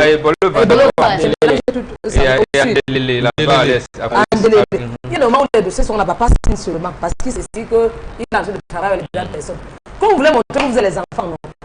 C'est maintenant alors que le père va vous faire les yeux doux. Oui, le père va vous faire les yeux doux parce que quand vous donnez l'argent d'aller faire les routes, vous ne le faites pas. Maintenant, la population se plaint. C'est bien qu'on se plaigne comme ça. Tu parles là comme mon ami Cézanne, comment il est passé devant le stade à Yaoundé, il a vu qu'on construit de nouvelles cellules. C'est bien que permis va reprendre de très vite. Ça va reprendre. Peut-être, je ne sais pas. Quelqu'un qui était à l'extrême nord lors de son seul meeting et qu'il y avait des barbitures, des banderoles, on n'est pas, nous ne sommes pas des moutons, qu'il rentre quand même et qu'on vient lui dire qu'il a gagné là-bas avec une majorité. Il y a de quoi sincèrement se poser des questions. En tout cas, peut-être que tendance à raison dans ce qu'elle dit. Manifester ça nous détruit, j'espère. Non, il détruit. Ne détruisez pas parce qu'on ne doit pas détruire le pays ici. Parce que quand vous allez barrer, les gens vont profiter pour chercher à prendre les boudins. On ne veut pas les boudins. Quand vous manifestez, écrivez seulement que nous n'avons que papa, nous t'avons voté. Parce qu'il va lire, il va voir tout ça. Papa, nous t'avons voté pour que tu sois toujours au pouvoir, même 100 ans au pouvoir. Mais regardez comment nous n'avons pas de route, pas d'eau potable, il n'y a pas les hôpitaux ici, nous souffrons. Il va voir, donc arrêtez seulement comme ça. Pas que vous avez fait la grève, arrêtez les boudins, les cailloux, visez les gens. D'accord. Et puisque cette émission a pour but de sensibiliser, on va également, dans la droite ligne de ce sujet, dire que voilà le piège de l'élite pour cette population qui généralement descendent dans les villages et vous disent que non, le président Paul Biya a nommé votre frère à tel ministère et que si vous voulez qu'on continue à avoir vos frères dans les ministères, voter pour lui, vous comprenez qu'on aura beau voter vos frères du village à des postes ministériels, cela n'aura aucun impact dans votre vie au quotidien, puisque c'est pas lui qui viendra construire les routes, c'est l'État qui construit les routes et pas votre frère ministre. Il faut bien qu'on soit d'accord. C'est le budget de l'État qui sert à construire les routes et pas l'argent de votre frère ministre. On va passer à l'autre information ce matin, Karine Santia. Communiqué signé par les forces vives autochtones du littoral interdisant toute tentative de contestation par les manifestations publiques violentes ou interdites en rapport avec le scrutin du 7 octobre dernier. Voilà, le Cameroun, comme il se porte, voilà donc ce que nous devenons dans ce pays. Nous devenons donc un pays où on sépare les autochtones des allogènes, un pays où on est obligé donc de voir que la démocratie, le pacte relatif aux droits civils et politiques de 1966 qui consacre donc la liberté de manifester, d'exprimer son opinion contraire à la République aujourd'hui est bafoué par des menaces où on instrumentalise les ancêtres en faisant peser donc leur courroux sur les personnes qui tenteront, qui oseront donc aller manifester. Bon, Bengan, quelle est votre appréciation de ce communiqué des forces vives autochtones de la région du littoral? Oui, ce communiqué est ambigu. C'est-à-dire qu'il y a une part de vérité dedans, mais également une part, j'allais dire, de manipulation également. Je commencerai par la manipulation. C'est-à-dire que les forces vives autochtones du littoral, je pense, s'inscrivent dans la logique des autorités administratives et de l'administration judiciaire qui n'est pas là pour calmer le jeu. Ils vont me taxer comme ils vont, n'est pas là pour taxer le jeu, parce que pour l'autorité administrative, et nous l'avons dit, pour le Bolova et l'Est, là-bas, l'autorité administrative a laissé faire, elle n'a inculpé personne. Mais ici, les autorités administratives du Bouri notamment, et le grand patron pour le littoral, il a interdit systématiquement. Ça veut dire que il interdit aux gens qui ont dit au chef de l'État que non, votre management de l'État n'est pas bon. Donc il leur interdit de le dire. Or, ils n'ont même pas barré la route. Ils n'ont pas barré la route comme ça a été le cas là-bas, en Délélé par exemple. Mais ils ont défilé, ils ont marché à côté de la route, mais on les taxe de subversion. Là, j'ai dit les autorités, les autochtones, en relevant ça comme s'ils voulaient faire, là, je ne suis pas d'accord avec eux sur ce point-là.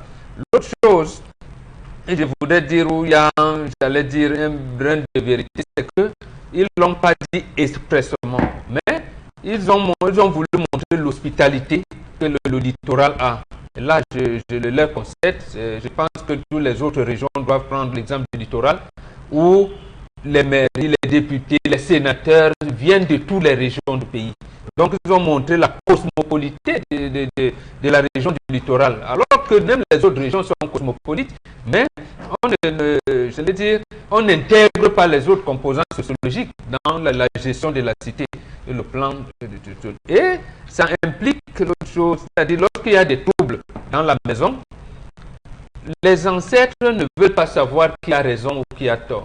Et ils sont dans une situation, j'allais dire, compliquée, où ça les gêne. Ils sont dans des gènes. Là, mais est-ce que ceux qui ont signé ont l'autorité sur les ancêtres? Est-ce qu'ils parlent aux ancêtres?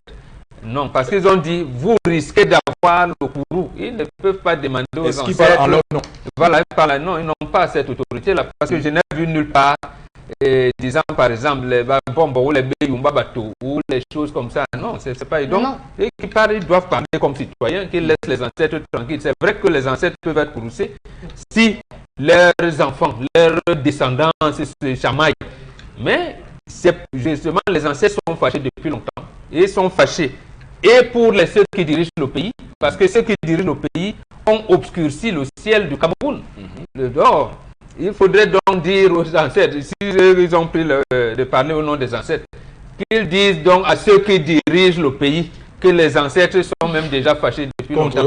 Voilà. Mais et aux autres citoyens que non, gars, laissons quand même. On va risquer d'amener les ancêtres. Mais ne font pas comme si les autochtones du littoral, et ils sont calmes. C'est ceux qui viennent d'ailleurs, qui viennent s'aimer. Qui veulent des autres. C'est ça justement. Il faut bien arranger les mots, mais ils ont mis d'amalgame, c'est cet amalgame. Justement, à la suite de ce que Bombok dit, j'ai envie qu'on relève que le problème de l'autochtonie même ne s'y pose pas. Rien à voir. Une revendication politique n'a rien à voir avec un problème d'autochtonie. Des personnes revendiquent le résultat de l'élection et maintenant les gens se lèvent en tant qu'autochtones pour interdire les marches. L'administration a déjà interdit les marches, le système juridique interdit les marches. Maintenant la tradition vient interdire les marches. Qu'est-ce qui nous prouve que c'est même cette tradition-là qui interdit ces marches-là? Maintenant encore on a affaire à des chefs qui de tous les temps on sait que c'est des chefs, ou même dans les des chefs des communautés où on sait que de tout temps il y a des problèmes internes qui n'arrivent même pas eux-mêmes à gérer. Alors c'est un problème qui a trait au Cameroun tout entier que certaines autochtonie se lèvent pour réagir. Alors ça veut dire quoi? Les autochtones de Bafoussam vont aussi se lever pour dire on ne veut pas de revendications ici. Dans le Grand Nord, ceux qui vont se lever pour dire on ne veut pas. L'autochtone c'est qui au final? Si dans tout notre Cameroun maintenant on a affaire à des familles mixtes, à des familles multiculturelles, on va parler d'autochtonie maintenant à quel niveau? Parce qu'on est en train de vouloir faire comme si le principe de l'unité nationale devient maintenant un principe pour ceux qui revendiquent les résultats des élections. D'accord. Ça dépend comment vous revendiquez. Si vous revendiquez avec la guerre, est-ce qu'on va accepter la guerre, Eric? Il y a la guerre où? Non, je dis que si on revendique... Non, le signe n'est pas à sa place. Il y a eu la guerre où? Je dis que ça dépend comment on revendique. Non, vraiment, je veux me fâcher. Il y a eu la guerre où, là? Il n'y a pas eu de guerre. Manifestation avec l'arbre de paix. Dans toutes les traditions camerounaises, on sait que l'arbre de paix. Je comprends ça. Mais on est interdit quand même. On a somnolé. Ça a fait ce que ça pouvait faire. Mais à la fin, la constipation a failli me finir de belle. Oui, mais... J'ai mangé le spaghetti jusqu'à pour moi. Quand il y a manifestation, le Cameroun n'est pas un pays isolé dans le monde. J'ai toujours envie de dire ça aux gens. Le Cameroun n'est pas un pays isolé. On vit dans un monde où il y a d'autres pays et on voit comment ça fonctionne et comment ça marche là-bas. Lorsqu'il y a une marche, lorsque des gens sont fâchés, sont en colère et l'expriment contre leur gouvernant, la force publique doit encadrer et protéger ces personnes-là. C'est le rôle de la force publique. Ce qu'on constate, c'est qu'il y a une répression systématique Et ça tend donc à faire une obstruction à la démocratie, aux libertés individuelles. Parce que je le dis très bien, on a une loi de 90 qui a été acquise après de fortes luttes, après de grandes luttes, même si beaucoup veulent nous dire que c'est le président Paul Biya qui s'est levé un matin et a voulu faire ça pour le Cameroun, mais il y a eu une forte lutte. Des Camerounais ont perdu leur vie pour qu'on ait ce petit chemin de liberté-là, et que lorsqu'on souhaite l'exprimer, l'exercer dans ce Cameroun, avec toutes nos ambitions patriotiques, il y en a qui vous cataloguent d'antipatriotiques, de Camerounais qui n'aiment pas le Cameroun, de personnes qui veulent déstabiliser le pays. Non mais attention, attention, il faut qu'on cesse des procès d'intention. Il faut qu'on cesse ça, parce que c'est ce type de regard en chien de faïence qui justement attise le feu. On doit laisser les gens, et j'en veux pour preuve, la cinquantaine de personnes qu'on a arrêtées, qu'on a interpellées le week-end dernier à Douala. J'ai fait ici lundi une réflexion et je disais ceci précisément. Cette cinquantaine de personnes n'étaient pas si nombreuses que ça. On aurait pu simplement les laisser faire leur marche, les encadrer. Ces personnes auraient même d'ailleurs manifesté et que personne n'aurait même su qu'il y a eu une telle action à Douala. Mais le fait de systématiquement réprimer, à faire en sorte que ça a eu l'écho que ça a eu, et Maître Ndoki aujourd'hui est où elle est, parce que on a vu son image dans un caniveau et ça fait le tour du monde. Donc voilà que la solution qu'on apporte à un problème vient plutôt aggraver le problème, et c'est sur ce qu'on essaie dans cette émission de dire aux gens, attention, nous sommes tous fils et filles d'un même pays, nous voulons tous que ce pays se porte bien, et ce pays doit bien se porter lorsqu'on va accepter que l'autre peut avoir un avis différent du vôtre. À partir du moment où on veut imposer la pensée unique pour dire que non, pour être bien dans ce pays, il faut chanter les louanges d'un seul candidat. Si vous dites que ce candidat n'est pas le vôtre, on vous réprime, pendant qu'en face, on fait du 2 poids 2 mesures. Les gens peuvent manifester à Garoua pour une victoire. Personne ne se lève. Donc voilà la situation. Il faut qu'à un moment donné, on soit tous d'accord qu'il y a des choses à faire pour que le vivre ensemble qu'on clame tant puisse se mettre en place normalement. Alors, Bébel, vous réagissez rapidement et on passe à autre chose. J'ai vu une circulaire du secrétaire général Jean Kueté, du Rassemblement démocratique du peuple camerounais, qui appelle les militants, les partis amis, les partis alliés à se mobiliser le 6 novembre prochain sur l'étendue du territoire national, dans les coins et recoins, dans tous les villages, pour célébrer justement la victoire de Paul Biya. Mais attends, il y a des points où l'opposition a gagné. Vous imaginez un seul instant, quand les militants du Rassemblement démocratique vont sortir dans les rues manifester, d'abord on les laisse manifester, ok? Mais quelque part où on manifeste son mécontentement, on veut simplement marcher pour dire son mécontentement, il y a de la répression. 2 poids 2 mesures. On est Camerounais, où il y a les Camerounais à part, je ne sais pas. Tout à fait. Donc à la fin, on est à se demander qui fait quoi, qui commente.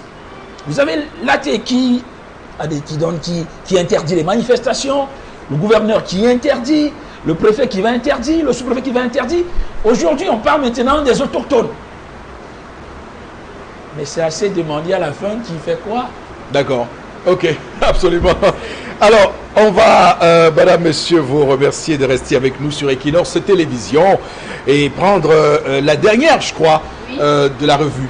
On termine cette revue des réseaux sociaux par cette lettre de Abdourahmane Baba de l'Étoile filante de Garoua adressée au président du comité de normalisation de la Fédération camerounaise de football, avec en objet la non-publication des statuts et des autres textes réglementaires. À cela, le club signifie qu'il ne managera aucun effort pour faire échec à la tentative de prise en otage du football camerounais. La FECA Foot, oh là là, le Cameroun et sa FECA Foot. On va aller de normalisation à normalisation et c'est assez inquiétant puisque Abdourahmane semble ne pas se fatiguer de son combat. Il insiste dans son combat et demande qu'on assure et qu'on respecte la procédure normale. Bon, Bengan, comment vous analysez ce nouveau coup de théâtre? Voilà, je l'avais dit ici, quand on venait d'adopter les nouveaux textes. On attend si Abdourahmane ne réagit pas. Même moi, je pense que Abdourahmane fait exactement comme Martin Luther King. Il dit quand notre vie commence à s'arrêter le jour où on ne parle plus des choses graves. Oui. Bon, s'il estime, c'est lui qui maîtrise les enjeux là-bas, que là-bas aussi il y a des choses graves, comme il y en a dans le code électoral normal, il doit s'ériger contre. Donc, jusqu'où on peut aller, je n'en sais rien, mais on ira peut-être de normalisation en normalisation. Alors, Bébel, sur ce... Je pense que Abdourahmane, parce que le moment où il sort ces communiqués-là, ce n'est pas... Mais après ça, je pense que on a remis justement, on a publié, c'est sur le site de la FECAFO. Oui, d'ailleurs, il y a cette sortie-là. Et apparemment, il n'était pas encore allé sur le site de la FECAFO. La FECAFO, voilà. Aujourd'hui, on peut dire que ça a été publié. Oui, parce qu'effectivement, on l'a confirmé ce matin à la radio. Donc, c'est clair que désormais, les listes sont publiées. On a fait comme le Conseil constitutionnel qui a fait au RDPC, d'enlever le nom d'Emmanuel Bondé de la liste de... Oui, c'est aussi bien. C'est ça. Voilà. Et là, maintenant, malgré ça, Abdourahmane ne va pas s'arrêter. Oui, quand tu le disais, c'était pas... Donc, il va dire que non. Ici, cet article ne correspond pas à la loi. Cet article ici, il va saisir peut-être le Comité national olympique ou le TAS, je ne sais pas. Mais qu'est-ce qui se cache derrière cette volonté d'Abdourahmane de toujours revendiquer? Il faut quand même qu'on le signale. Oui, ça c'est vrai aussi. Il y a un peu d'exagération. Abdourahmane voulait qu'on revienne avec l'exécutif de 2009. C'est-à-dire qu'en écartant Iya Mohamed, il fallait que le premier vice-président John Bengeninde vienne continuer. Et là, la FIFA a balayé ça d'un revers de la main. Quand la FIFA nomme un comité de normalisation, ça veut dire que cet exécutif-là, pour la FIFA, n'existe plus. Tout à fait. Mais il considère que l'Assemblée générale, puisque l'Assemblée générale intègre tout le monde, le corps de métier, et je pense que c'est cette Assemblée générale de 2009-là qui a adopté les textes. Là, moi, j'ai envie de lui dire de calmer un peu le jeu. Ou alors, comme on dit dans le milieu du sport, accorder avec faute. Oui, parce qu'il a beaucoup fait déjà, on comprend son combat. C'est un citoyen camerounais et chaque citoyen a le droit d'ailleurs de dénoncer ce qu'il estime être injuste. Donc, c'est ce qu'il fait. On va dire que le Cameroun, en la matière d'ailleurs, a beaucoup de choses à apprendre d'autres pays comme les États-Unis, qui sont des peuples de plaideurs, où chaque fois, il y a toujours une plainte dans le sac pour effectivement s'ériger contre des choses qui sont injustes. Merci beaucoup à vous, Karine Sontia, pour cette revue des réseaux sociaux. Madame, messieurs, on va basculer tout de suite au plateau B pour prendre justement Octobre en rose. On en parle tout de suite.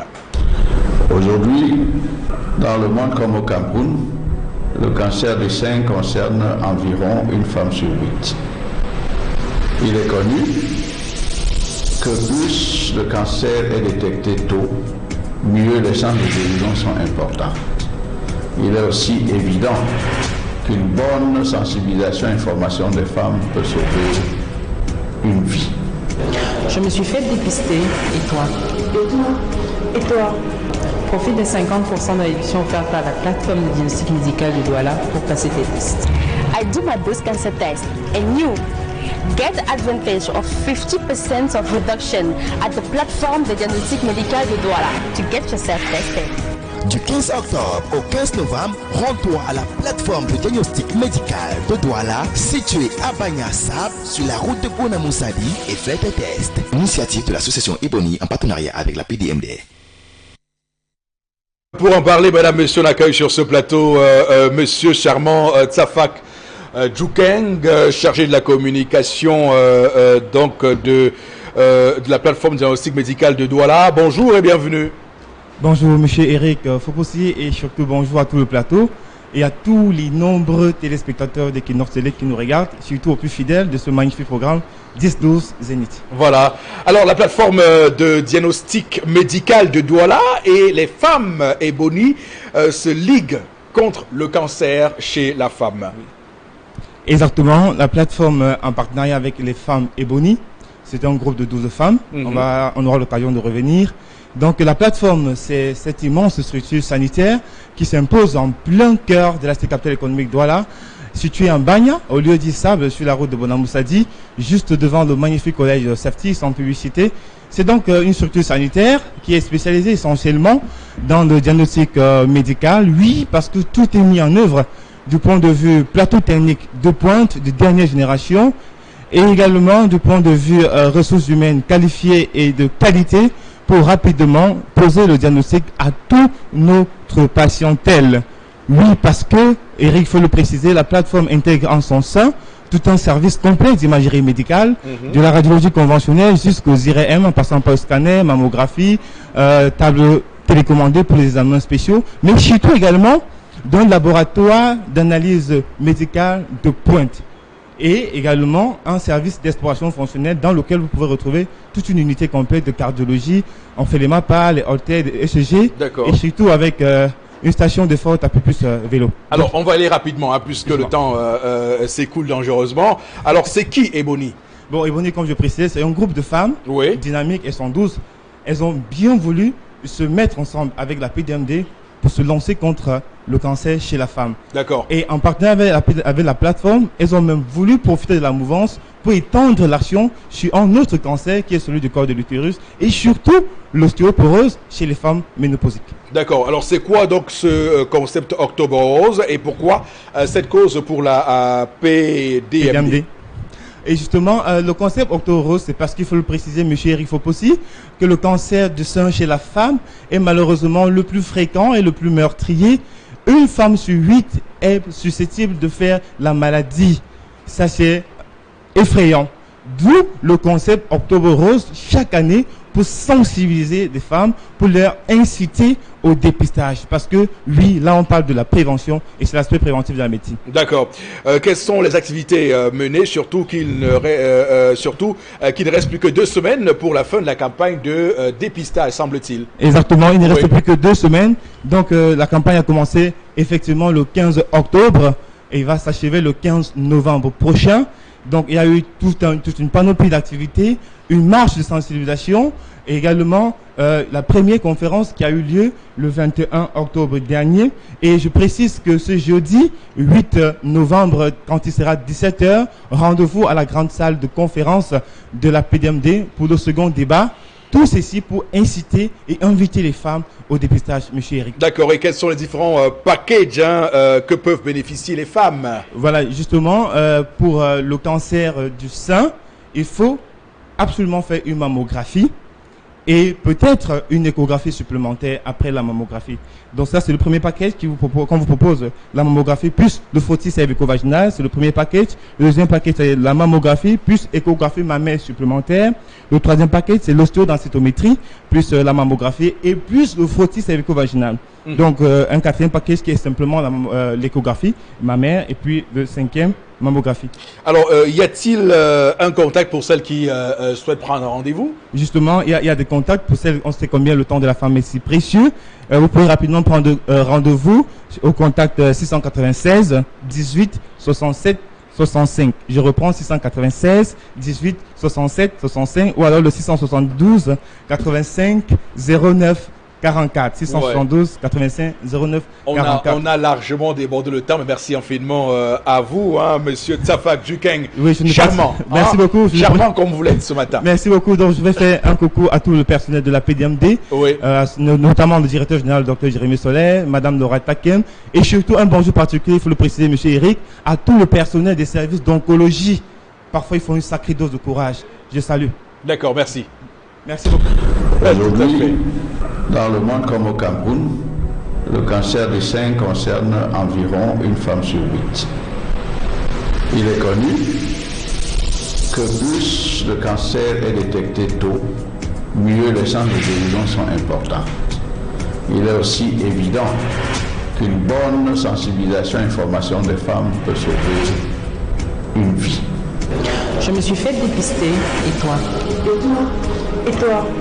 Profite des 50% de réduction offerte par la plateforme de diagnostic médical de Douala pour passer tes tests. I do my breast cancer test and you get advantage of 50% of reduction at the platform de diagnostic médical de Douala to get yourself tested.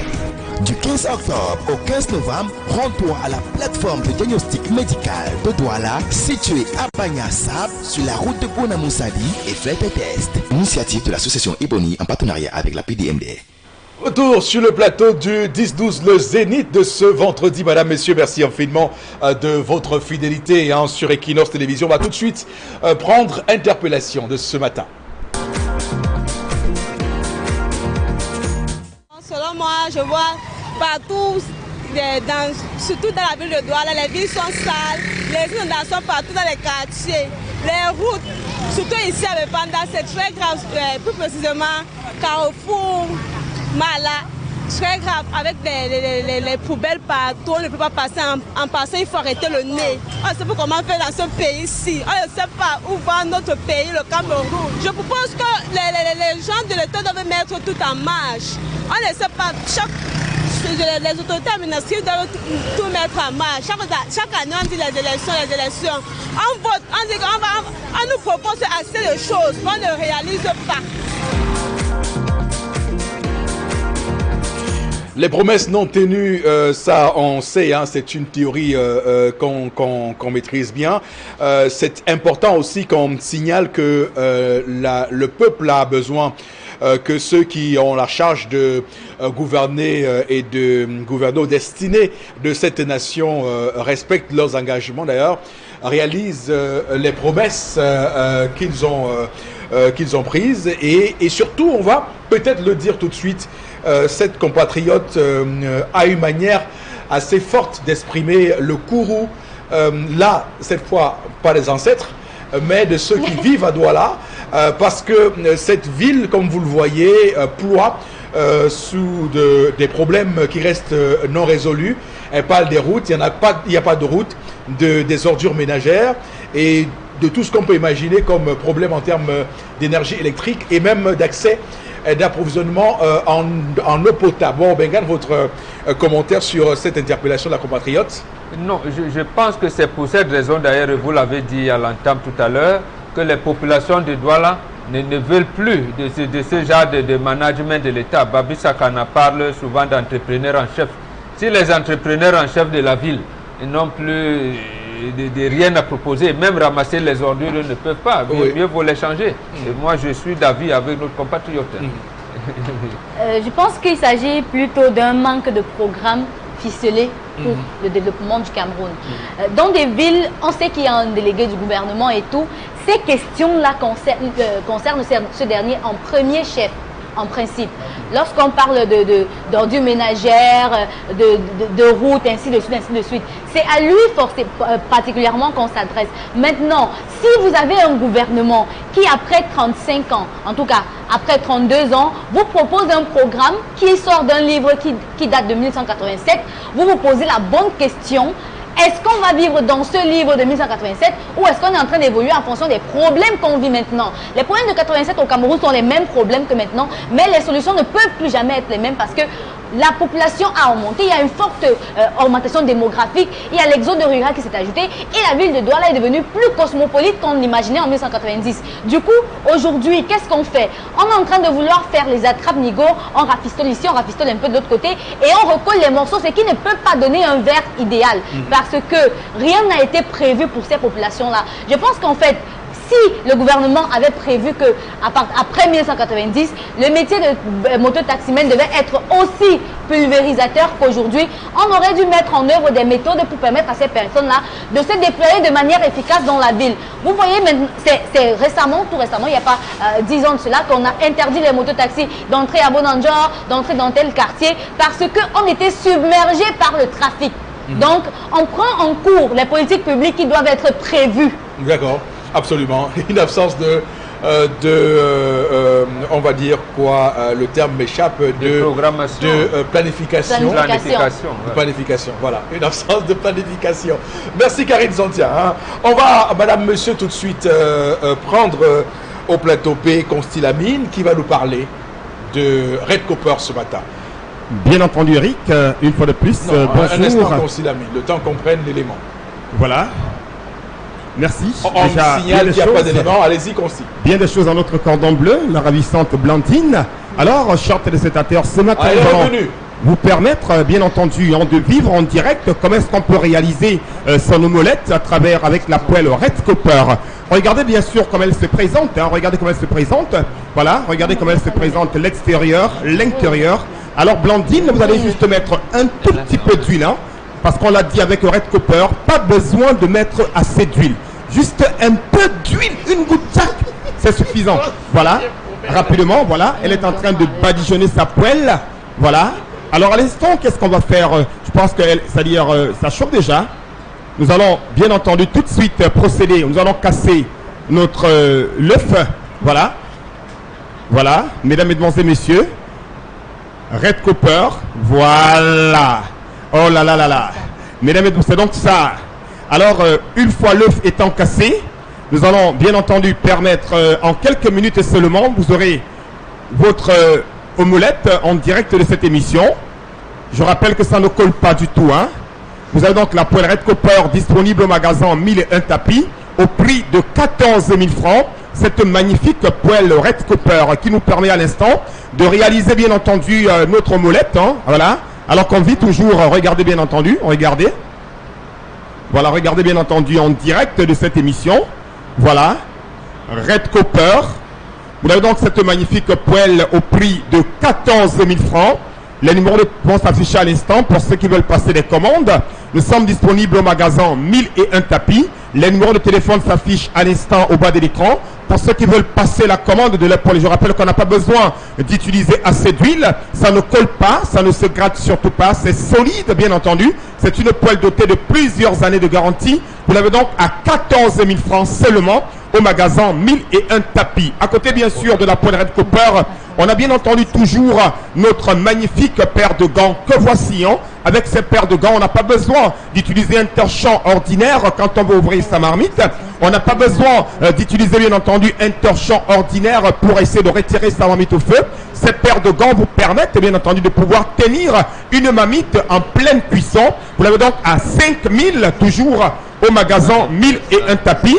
Également, nous rappelons que pour ceux qui ont besoin de l'ensemble de la poêle, bien entendu, et de la paire de gants, vous débourserez la somme de 16 500 francs pour l'ensemble de ces deux éléments de cuisine, notamment votre poêle Red Copper et votre paire de gants. Vous ne débourserez que la somme de 16 500 francs seulement. Alors, ainsi dit, alors, chers téléspectateurs, la suite vous permettra tout simplement de vous rendre à l'instant du côté, bien sûr, voilà. Alors que là, nous allons poser la marmite. Voilà, Blandine, tu vas, voilà. Là, c'est une marmite, ça chauffe, hein. Oh là là. Aïe, ça chauffe là. Blandine, ça chauffe là, voilà. Voilà, elle va ouvrir la marmite avec, à l'aide de sa paire de gants. Voilà, vas-y, Blandine. Là, ça chauffe, ça brûle. Aïe, aïe, aïe. Ça brûle là. Alors, avec la paire de gants, est-ce que ça fera la même chose, Blandine? Non, ça dit ça ne brûle pas. Voilà, regardez là, elle a ouvert sa marmite.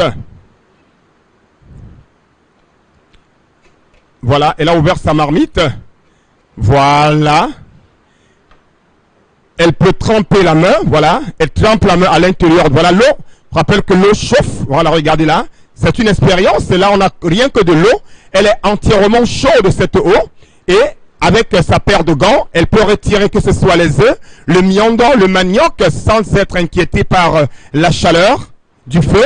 Voilà, c'est donc là la grande démonstration ce matin avec votre paire de gants, super gants, et votre poêle Red Copper disponible uniquement au magasin 1001 tapis grâce au concept Salaka. Merci beaucoup.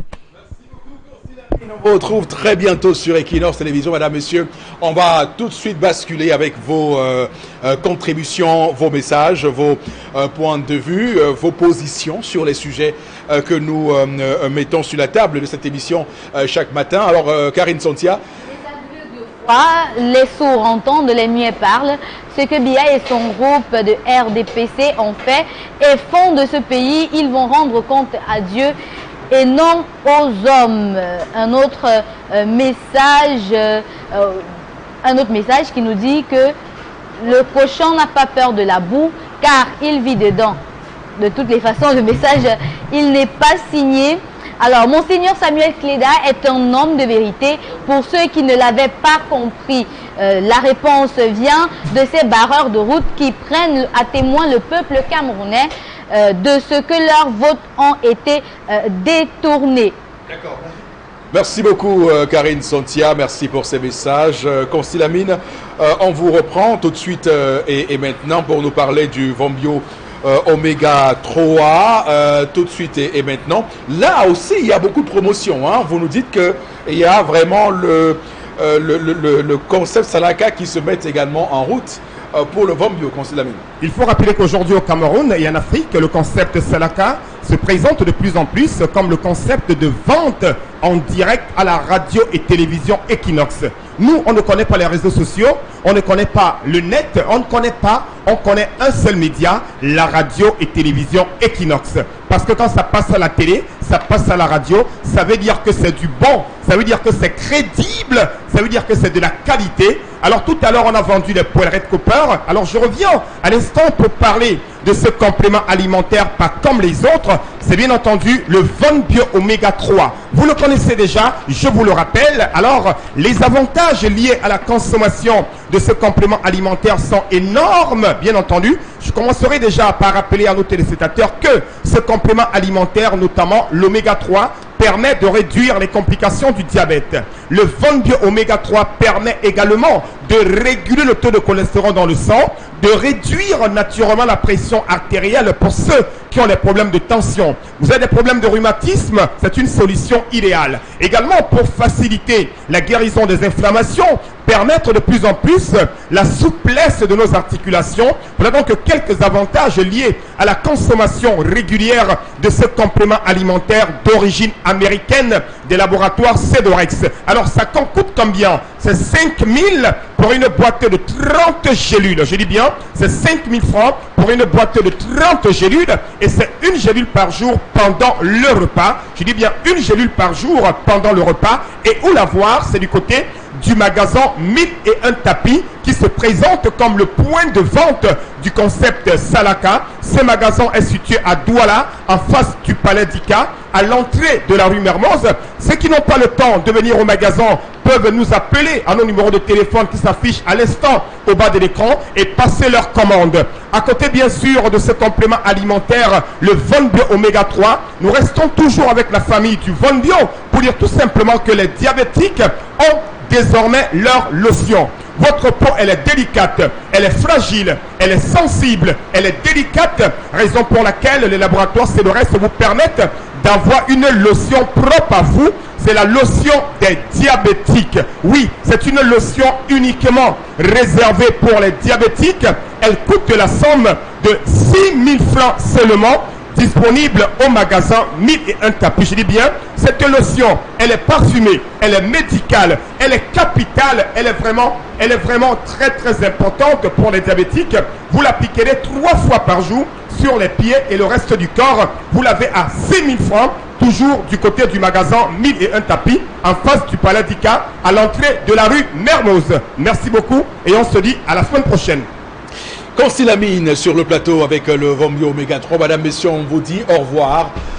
Sur ce, merci à toutes nos équipes en plateau, Mitterrand Dame, Cédric Chouna également sur ce plateau, Sa Majesté Bébel, Karine Sontia, avec qui on a passé une belle semaine, mais également vous, Bengan, et Tendance Peunier, Docteur PhD. Madame, monsieur, passez un bon week-end et que Dieu bénisse notre cher et beau pays, le Cameroun qu'on aime tant.